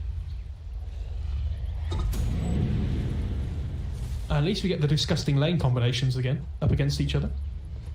Should be fun. That's bounty. Ooh, I wonder if they noticed, or if they're actually just leaving it ready for the Ember. Wouldn't be the worst idea, right? If he's able to... Well, he's not going into a bottle. He'll be getting the Wraith Band. He wants to salve in a Mango, granted. We'll see if that happens. If he gets in early enough, could just bottle it up and get the refill. Wouldn't be the worst play in the world. Take him. Ah, for sure. It'll be okay. I think Kuro... He's pulling the wave here. Be interesting to see what he does. Because he's probably going to know that this bounty rune is here now. The kind of thing where you look at the map right when you're pulling this wave to see what's happening.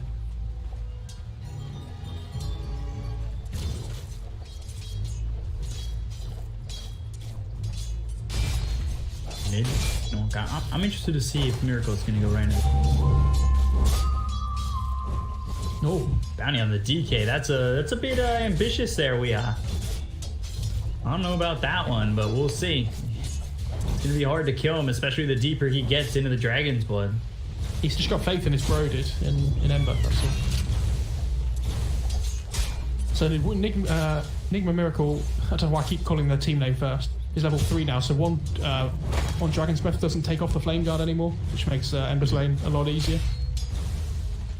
Kroki blocks the small camp bot as well. Croaky just here to be a nuisance for right now. He got the Dragon, the creep wave. They're still in that bounty rune sit. You can see how aggressive Miracle is playing for the moment. He's got 300 gold. We'll see if he goes into that bottle to go in after this Wraith Band, and that's what he's looking for. So again, if they can keep this bounty rune here, I feel like that's a big like big win. Yeah. I say that, but yeah, big win. Thank you for the words. But Cube comes over, finds the bounty rune, and oh no, fizzles any chance of that ever happening. Meanwhile, top Grimstroke taking a lot of damage, as is Focus, trying to man fight here on a mind control. GH making the rotation, and not one but two. Oh my god. Oh, with the chakra magic, throwing those quills out. GH gets the kill on SA Spartan. Focus killed off by mind control and a 1-2 punch to the gut of aggressive mode from Nigma, but Pain all the way out. Roots and run. We have here in the off lane with this Queen of Pain. Mid Queen of Pain, you'll see Shadow Strike, Scream, try to hold the Blink, but he's gone Blink 2 in the Scream. Skylark all of a sudden taking a lot of damage. And Kuroki trying to come over. He's got Janata. It's not even going to be needed because they get another Scream out and they kill off this Nature's Prophet. Yeah, really interesting seal build from Weehaw, actually. I haven't seen this before. Look at how pretty cool. He doesn't care though, right? This is what I mean. It's just... It's a free lane for the Ember. There's nothing the DK can do. They both just trade farm. He has double bracer on his Zantic. He's not going to die, right? Like, everything's pretty chill there.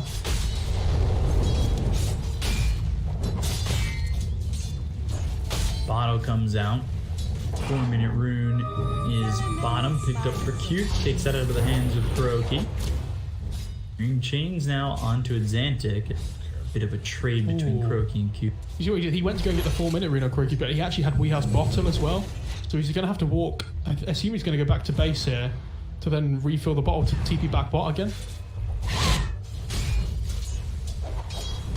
He might even end up TPing mid to refill Miracles instead, so that he can do both of them. Wouldn't be surprised. Bottom.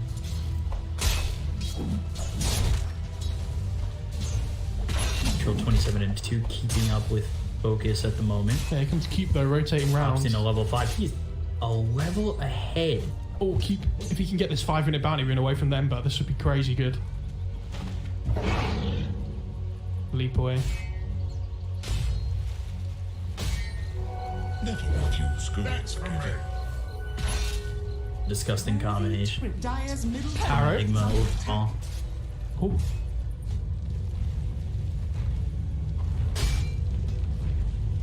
You've got the Bristle with the Coddle. GH on his Coddle alone just seems like such a win for the side of Nigma, but now they've got him with the Bristle back. Meanwhile, mid, Miracle taking a lot of damage. 3 heroes here. Fairy Fire not going to be enough. Spartan gets the kill onto this Ember. GH makes the rotation. It ends up being a little bit too late. He throws an Illuminate out, and there's the arrow to finish off the Catapult. Give an opportunity here to aggressive mode. Push forward a little bit on the tier 1 tower. Stroke of Fate hits on the GH. 3 heroes behind the tier 1, and they get themselves a 2nd kill in this lane. Yeah, Kuro's going to try and track the wave here though, so they can't get any catapult damage onto the tier 1. Oh dear. Gonna pick up the haste of the Ember as well. That's a really nice play by Kuro. Otherwise that tier 1 probably goes to about half HP if the catapult manages to come its way. That's what they were hoping to do. Getting that kill, taking out the catapult very quickly with that arrow, then put that focus on the mid tier 1. Dragon Tail, arrow flies in, eaten by Kuroki. Miracle down to about half health. GH makes the return over. It's the Ember Coddle, it's the Bristle Coddle. Like these 3 heroes are gonna be deadly. Question is, when does that really start to fly off the handle? It's pretty good with Queen of Pain as well. Let's just like all 3 cores do well with the extra damage coming through.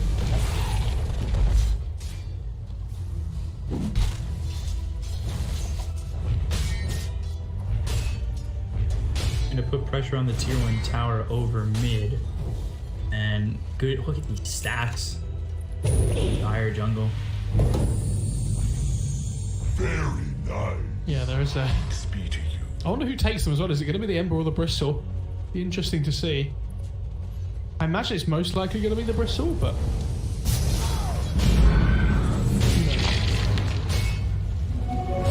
The arrow from behind, it's on GH, but there is the searing chains. Not sure that's going to be enough because Skylark throws that Wrath of Nature out as TP's over me, but all the Sonic Wave, Xantic in trouble, Shuriken Toss, they get themselves two.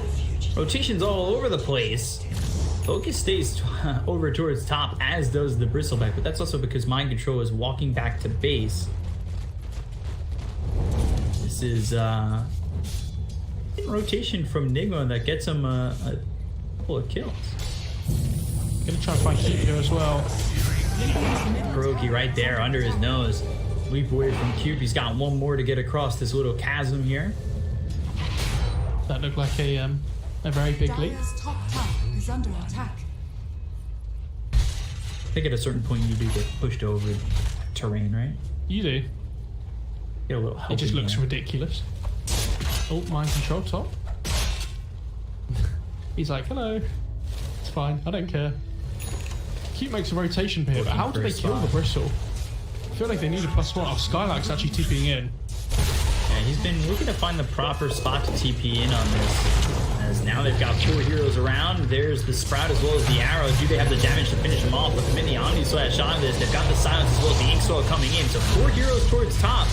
Starstorm is what does the finishing blow, but still, Spartan ends up dead, so he's getting 1 at least. Talk about who's going to get these stacks, and it ends up being Miracle. Bristle did literally nothing there except stand there and tank spells. And he manages to get the Grenade kill still. It's very nice. Radiant's bottom tower. And Miracle did take the sacks, by the way. Pretty fast. Dire's top tower. In the main term, it means GH gets to take the mid lane. Constantly pushing it out.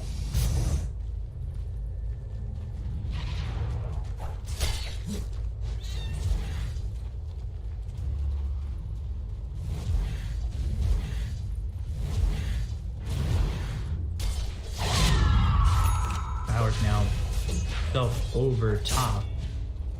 A bit of a lane focus has taken over the bottom lane instead. They get the tier 1 tower, so... Oh, Focus wants the courier. Objective complete. Go, Focus. You get it. Meanwhile, behind him, Bounty. Got the Inkswell. They focus this outpost just to get that experience. They get it right before the 10-minute mark. They end up getting 1 apiece. Kuroki, he was safe. But now the Will-O-Wisp, is this going to be enough here for the side of Nigma to turn this around? And Xantic trying to focus on the Will-O-Wisp. They don't get the kill. The Sonic Wave pushes him away. They've got Miracle joining the fight. They'll get the kill on the Cube as well as Xantic.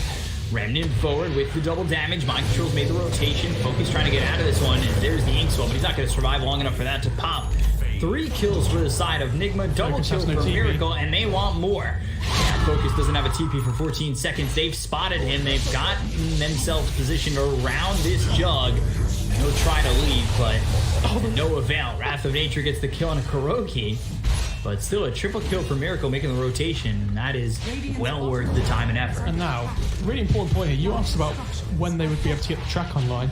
Because GH has been able to soak so much XP mid, it means that he can take the toe on the Bounty Hunter. So he's going to be this level 6 like as soon as he pops it out. Yeah, and now they can just go.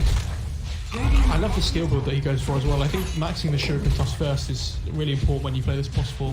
I see too many people that just max out the Janada as if they're an offlaner still. Get that goal, man. No, it's all about the kills. Gotta nuke those. My cores are gonna yell every time I take a last. Yeah. Much as possible. Kuro denies the ward. No. Radiant's middle tower is under attack.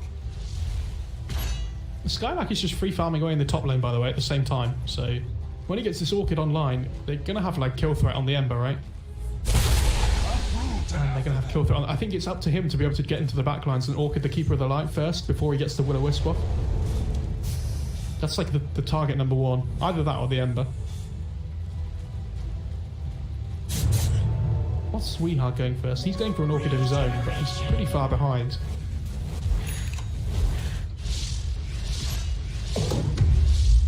4,000 net worth, 5,200 of Skylark. Like you said, is continuing.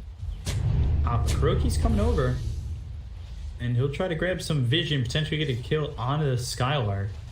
Could be the first track kill for them. Slow down this Orchid that's coming through from Skylark quickly. Miracle comes over. They've got the Janata with the tracks. They'll try to get this kill on the Nature's property. Goes up the Wrath of Nature, but the damage is done, and they're ramming forward to finish him off. Xantic makes the rotation, goes into the Elder Dragon. GH is also here, though. There is the Will-O-Wisp. They're continuing to get these tracks down. Kuroki really just giving them that intel, and, well, that'll force off this fight. Radiant's top tower is under attack. They can play so aggressive though. Where's the kill threat at the moment on aggressive mode? Like it's Jug Grimstroke or it's the DK with his first iron, but he doesn't have Blink yet, so they know that they can play, you know, really on the front foot here on Nigma and not really get punished too hard. Radiant's top tower is under attack. Radiant's top tower. Thing too that I noticed in that fight, Fire Triangle with Will-O-Wisp was the fact that a Sonic Wave can make sure that this Will-O-Wisp goes off for the entire duration, basically. Yeah. They want Skylark again top. Grace dodges the bug.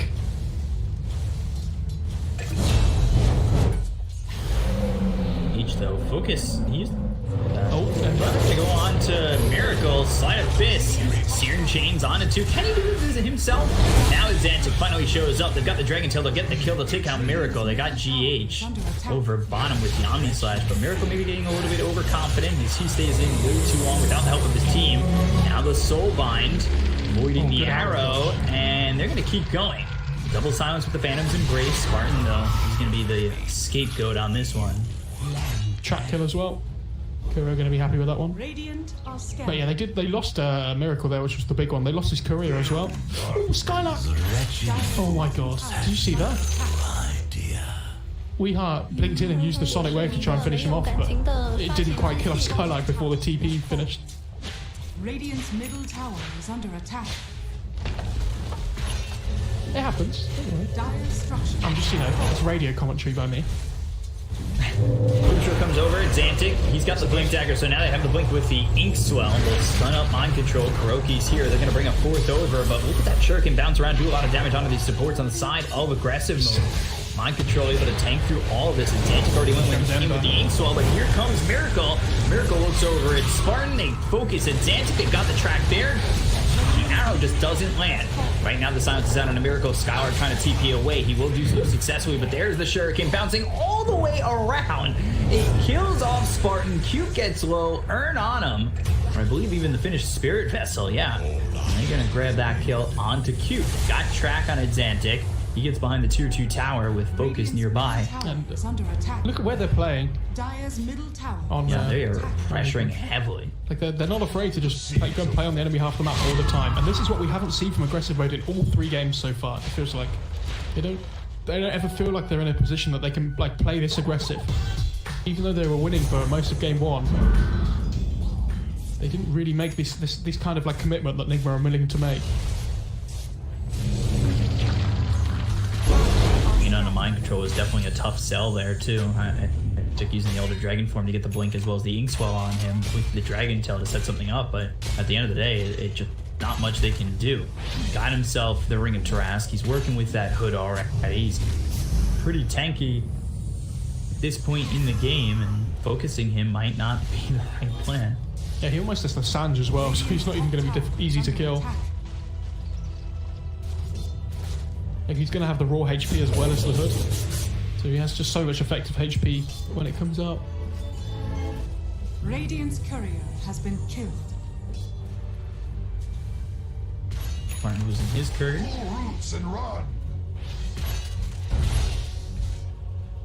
GH sits at 4,000 net worth. Not as high as the previous Kato game, but up there. Radiant's middle tower is under attack. To take their time, find some farm, focus. Got the Mask of Madness, going into the Manta style, has the Yasha finished as well. But after the Manta, he's going into the Desolator, and he gets caught trying to go for these Ancients. Mind Control is here with Kuroki. Got the track down on him, but into the Blade Fury and the TP. Miracle got escape for this Jug. Miracle got sprouted up there, by the way. He didn't have a Quelling Blade, so I'd be very surprised if he didn't look to pick one up here. That Sprout's going to be more and more of a problem as the game goes on. And tier 2 items have spawned here as well, so see what both teams get. Bottom tower is under attack. Dragon Scale for the Dragon Knight, that's very lore friendly. Not so much for the Queen of Pain. Keepsake.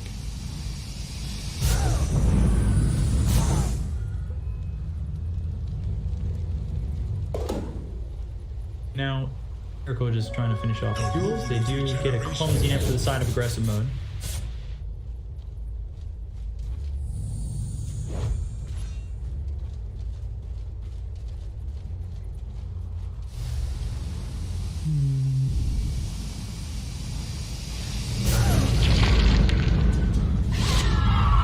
Giant farm. There's the eliminate out. Now the blink forward. Soulbind committed. Mind Control's here. He'll eat the arrow. The Will-O-Wisp comes in. That's going to sweep up two of these heroes. They've got themselves the Moonlight Shadow, but can they continue?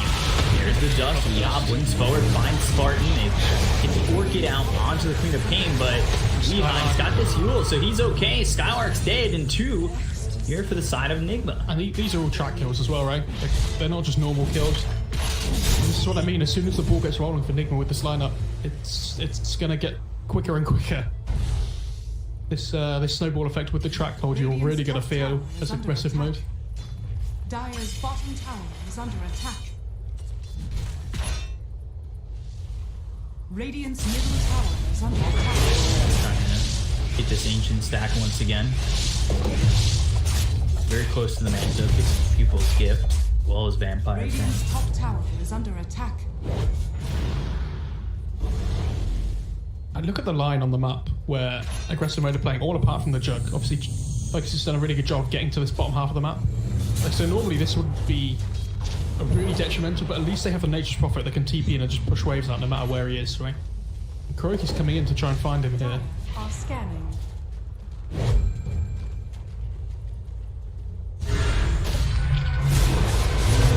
Finds Miracle. Omni Slash committed. They've also got the silence on Miracle. They'll get the kill. Mind Control shows up. Not certain he can do much without his Ember. You see that? I think he dropped the Wraith Band or the Manta there on the Jug before he popped the one. Oh, they did find Skylark at the bottom half of the map, but Mind Control is literally just sitting in this mid lane and does not give two hoots about anybody. So he's just existing. Is a thorn. Only putting pressure on aggressive mode, leaving Skylark to get taken out by himself. GH on the run. Cube does have an arrow, but further and further for this Coddle not having behind him. Yeah, I do love that GH just go for this Lotus Sword, by the way. I think that's a really smart item choice. Playing up against the Orchid, like he might be able to reflect Omni Slash. There's the DK stun that you could reflect as well. Even the Soulbind if you're really lucky. I'd say lucky, it's not really luck, but that's a nice Queen of Pain item. The shot coming in, Mind Control. It's got the Sunjin Yasha. They're gonna look moving forward. There's the Searing Chains. Spirit Vessel on him. There's the silence on this Bristleback. Bounty out of the head of Miracle as well, who is currently Radiant's middle tower is under mid as much as he can. Dire's middle tower is under attack. GH is playing this very heavy hero again, like style again. I mean, you can see it in the net worth chart. Focus now forced the TP away. Doesn't even get this 2-1 tower mid.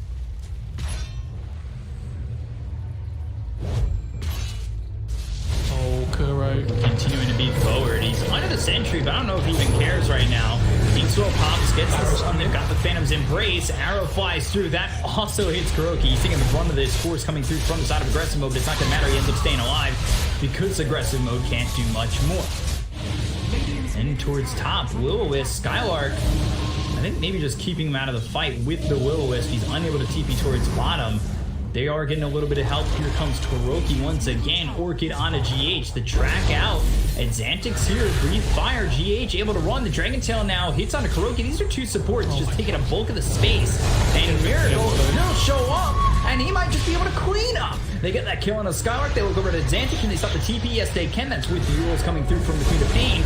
Dragon Tail out. Breathe fire as well. Kuroki. He's going to start to run away from this DK, where Miracle will finally take and claim his life. And another track kill for Nigma. They now have an 8,000 net worth lead. Yeah, and how many minutes ago was it we said that it was a 3k net worth lead? All these kills just mean so much for Nigma at the moment. Like, this bounty hunter's almost about like 12 as well. There's one more lead charge for this Submarana. I'm just going to have to use it very wisely. Oh, no. I don't even know if she gets... Yeah, Cube is very dead regardless. A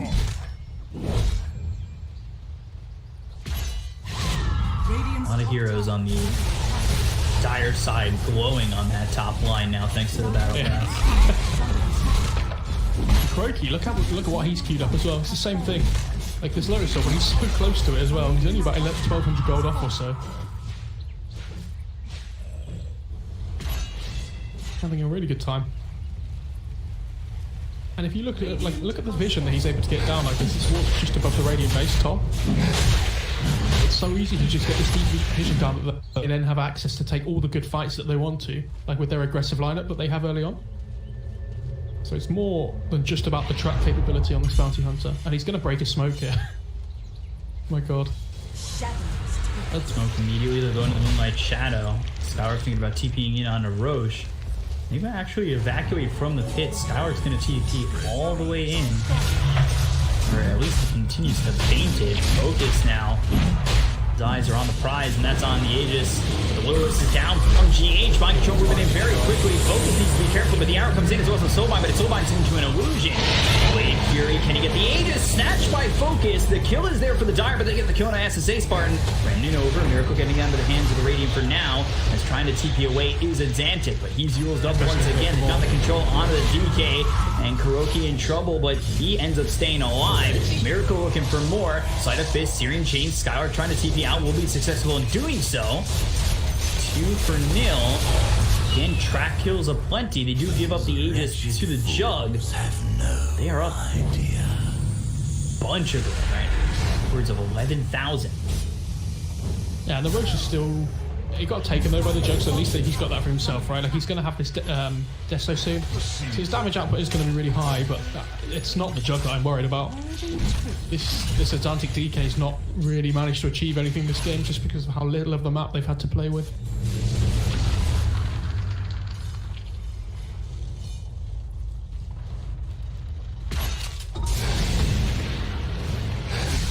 Yes. Wave even comes in. He pops the Manta. Xantix forced to blink and Dragon Tail, so they used the Sonic Wave, but they're unable to get the kill onto the Jug. Well, he has the Aegis anyway, but they get to protect the Aegis. Skylark, he ends up dead to Miracle and GH. They continue to go hunting while mid was being occupied by the rest of the team. Or really not even the rest of the team. Kuroki's here, bottom continuing to farm. So it was 2v4 over mid, 2v1 up top, and they end up getting the kill onto this Nature's Prophet again. Soulbind, Phantom's Embrace, Q comes in, they kill GH very quickly. Xantix though, hit with the Searing Chain to Remnant over Q, he'll be traded off. Omni Slash on a Mind Control, so do kill the Bristleback, Dragon Tail, and they followed up with a kill on a Miracle. Blinking, Scream, Weeha.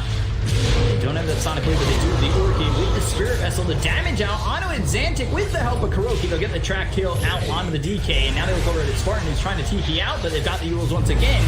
They'll stop the TP, they'll focus him down, get the kill. Omnislash not available, but here comes Skylark. They vault back on Cube, they've got the Sprout. The arrow comes in, Miracle locked up, they'll grab the kill. Focus taking out Miracle, claiming his life. I mean, the biggest thing about that fight is they're setting up on Weeha too. Do they have vision? Do, but the arrow's not in time. Yeah, the biggest thing there was they managed to find the Keeper of the Light at the start of the fight, so They managed to soulbind him up, bring him down quickly with the Dragon Tail, so he couldn't even get the Will-O-Wisp off, unfortunately. And we've seen how important that Will-O-Wisp has been to Nigma so far in this, you know, Game 3 and Game 1 as well. He is very close to this Lotus Orb now, though. Only about 150 gold away on GH. And this, if he wasn't getting enough farm, he's also got the Lotus Orb.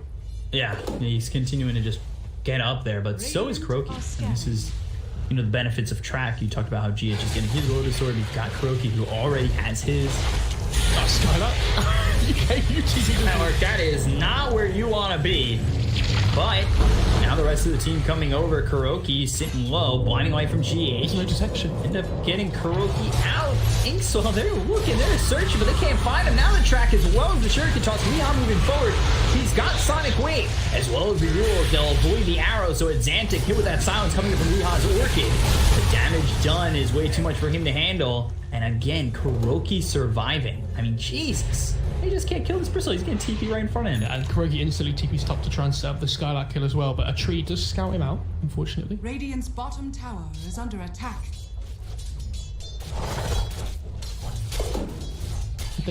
Oh, GH just managed to get a really deep ward down. They didn't see. They're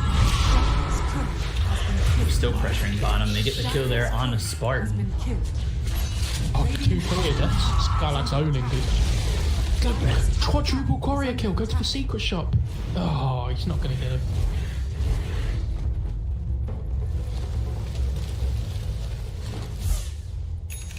Power back towards top. Continue to put pressure on the top tier 2.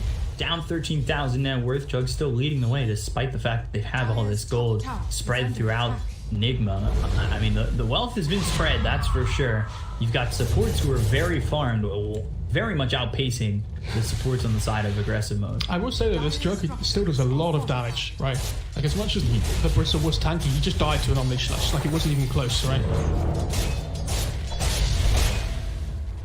Kuroki trying to get hit by that Omni. He says, yeah, I dare ya. Got the Lotus Orb. Blinding light. And he gets the tower. Is under attack. It's very nice. Nice Paladin Sword, that's a good one to pick up. Yeah, I assume they give that one to the Jug. Unsure, he's got Rapier queued up, by the way. Says a lot about how they feel this game's going. Rapier in the first game. Rapiers.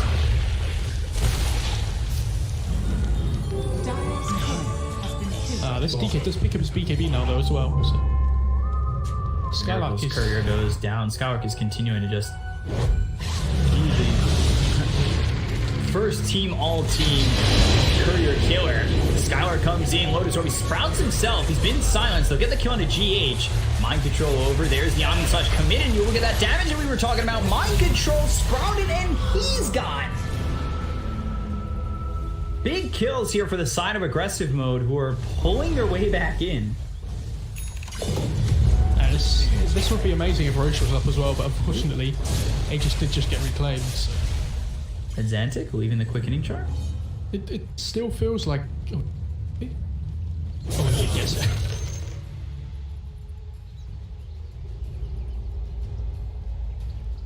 Cutting down though. It was 13,000, now it's 9,000. Those kills, very big. Divine Rapier, but he's also now got the Abyssal Blade queued up. The finishing touches on that. Yeah. Is it worth getting an axe? No, I think he wants the Abyssal Blade before he gets the axe, for sure. I think they need the lockdown. Especially against this like Queen of Pain and Ember, right?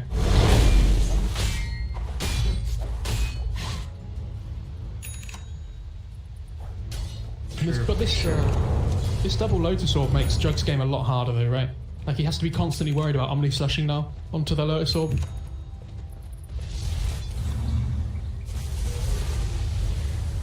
Progression looking like KB at 9 seconds, 3,800 gold saved up. He's going into an AC at Xantic, going for Heaven's Halberd. He's got Blink BKB. Radiant are scanning. Next Roche in potentially 47 Dire's seconds. bottom tower is under attack.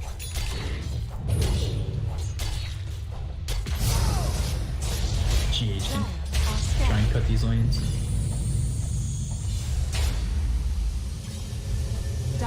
Yeah, Focus not too far away from getting himself into this Abyssal Blade. He'll Blade Fury TP out as they really start to rotate for the side of Nigma.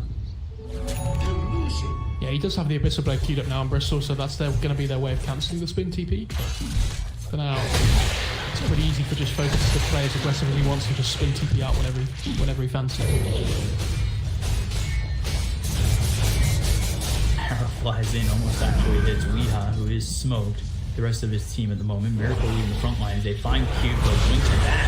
But now, Exantic, he's going to counter this. Here comes the Will-O-Wisp, BKB's being popped as well as the Blade Fury. Weeha in a little bit of trouble, they'll blink away. They'll take out the Wisp. Skylar comes in with the BKB of his own. They've got the spread around Kuroki. Silence, Mind Control, in some trouble. Focus does have the Omni Slash. He goes into the Omni Slash. Sonic Wave gets thrown forward. They get the kill on SSA Spartan, but they lose Mind Control. Back lines, Cube dies to Weeha, who blinks in once again. Exantic, Sleight of Fist, Searing Chains, he's controlled up. They'll get the kill on the DK. It's a 3-for-1 so far. They find Skylark, and they'll use him up. Once he lands, the head of his will be in the hands of Nigma. So for Weeha, and that is a fight they needed. Started to pull back for the side of aggressive mode, but right back there into the 12,000 net worth lead for Nigma. I was really surprised they did try to go for that fight because Miracle had his axe. Like, it's coming out in the career now. I thought they might try to wait for it before they took the fight so they could hit their item timings, but instead they go for it anyway. And like, you get the Bristle, but fortunately this Jug is the only one that is really dealing damage at the moment.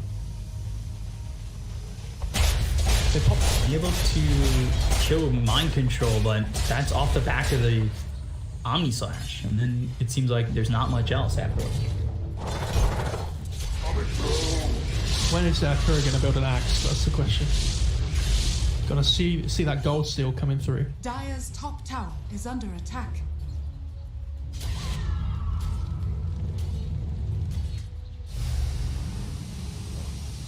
The positionings he's constantly in.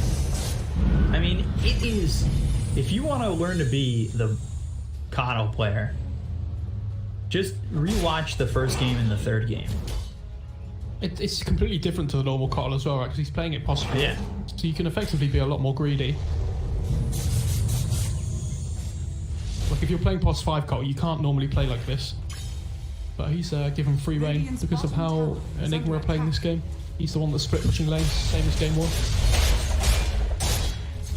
So Focus changing his attention from Divine Rapier, finishes off the Abyssal Blade, now looking at a Satanic. Skylark, where is he at? He's stationary. Kuroki finds him and he'll be tracked. Forced to BKB and TP. That's for me. Feels pretty good. They don't get him, but they do get the BKB charge at least, right? Like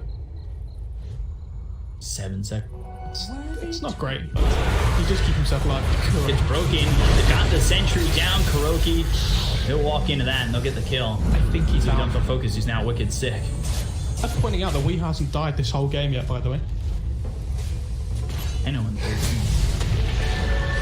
Smart. They use the Abyssal Blade on the backlines. They get the kill into GH. So that'll take the Will-O-Wisp out of this fight. But Spartan trying to run. The Phantom's Embraces coming back to Spartan, but Weeha now gets the kill. She ends up dead. That's 2 gone. They'll buy back on GH. There's the Omni Slash doing a lot of damage. Sonic Wave comes in, but they've got the Euls onto the Ember. So Focus now just standing still. The Remnant trying to lead Exantic over. The Remnant again. Mind Control. He's sprouted up. Skylar trying to do as much damage as he can. As Nigma comes over, they've got themselves the Will-O-Wisp because GH falls back and he's back into the fight. But there's the Brood Fire. Exantic trying to do as much damage as he can. The Remnant away once again. GH, he sits low, but they get the kill onto Exantic. It's a 2v4 situation where Weeha was getting low, but he ends up surviving. Maybe even thinks about going even further, but Skylark as well as Focus are already back with the Abyssal. Whoa! Miracle! Oh dear. Focus, man. Balls of steel. He sat in those trees waiting to get the Abyssal jump. Knew he needed that to get the kill on a Miracle. And Miracle going forward, not that much help, and he ends up losing his life. Yeah, unfortunately, Miracle hasn't built an armor item yet. There is a death on the Jug. Well, he does die really quickly. Even though, you know, he has 20 armor to work with, it sounds like a lot, but against this mass critical damage that's coming out from the Jug, it's just not, unfortunately. They do not have Will-O-Wisp, but they will get themselves the Aegis into the hands of Mind Control, who's been the focus a lot with this Omni Slash. Dying early in these exchanges, so maybe if they have him a little bit longer, this way comes down to GH. You gotta remember that he just fought back the gun so coming in from SSA Spartan. They take out the life of this Grimstroke. Inkswell pops, hits the Queen of Pain. Focus, he gets the kill on a Weehaw. That's the first time he's gotten killed this game. Mind Control now needs to run a huge kill for Skylark, a 10 times spree. The stun now, as well as the arrow on a Kuroki. Nigma, they're falling apart here. They get the kill, they'll take him out. And it's 4 dead on the side of Nigma. I know that is very lopsided with a 13,000 net worth lead, but that is massive for aggressive. I don't really understand why they're trying to fight without the Ember, though. Like, Kuroki just charges in under this high ground vision that they have on that Spartan managed to put down. And all of a sudden, yeah, this Judge just walks up to the Quap, and he has so much attack speed now. You know, he's likely to get Bash at some point, right? She can't even get a cheese off, never mind blink away. Middle tower has fallen. Still trying to get into an Abyssal, and that would be stops the Jug from going into the Blade Fury and TPing away. It's just he's doing so much damage on this Jug. Like, he is such a force right now. I do get much more than a tier 2 though, which I think is fine. Okay. Leveler into his hands.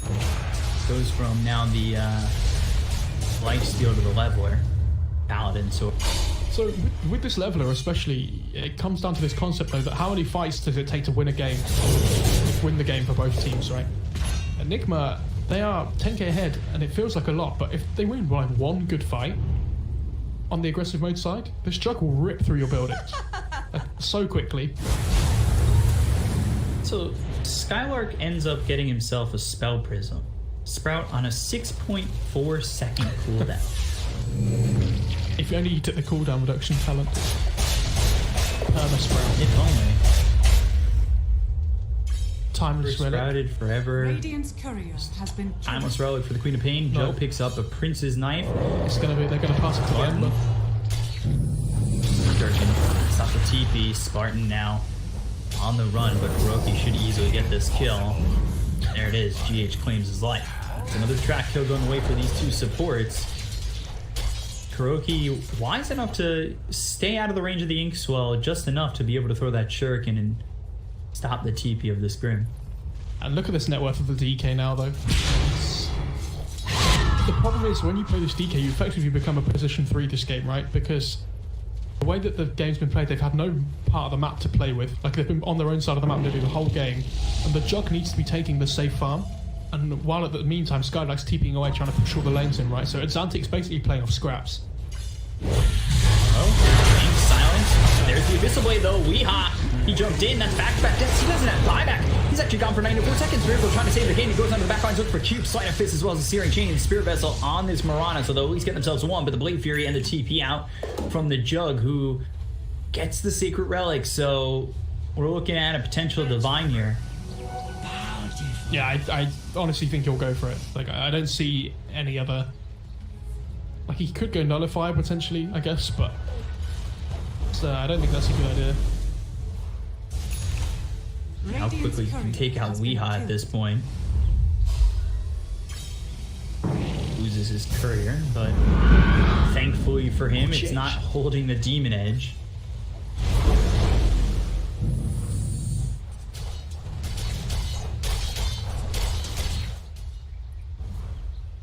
Up Spartan in with focus.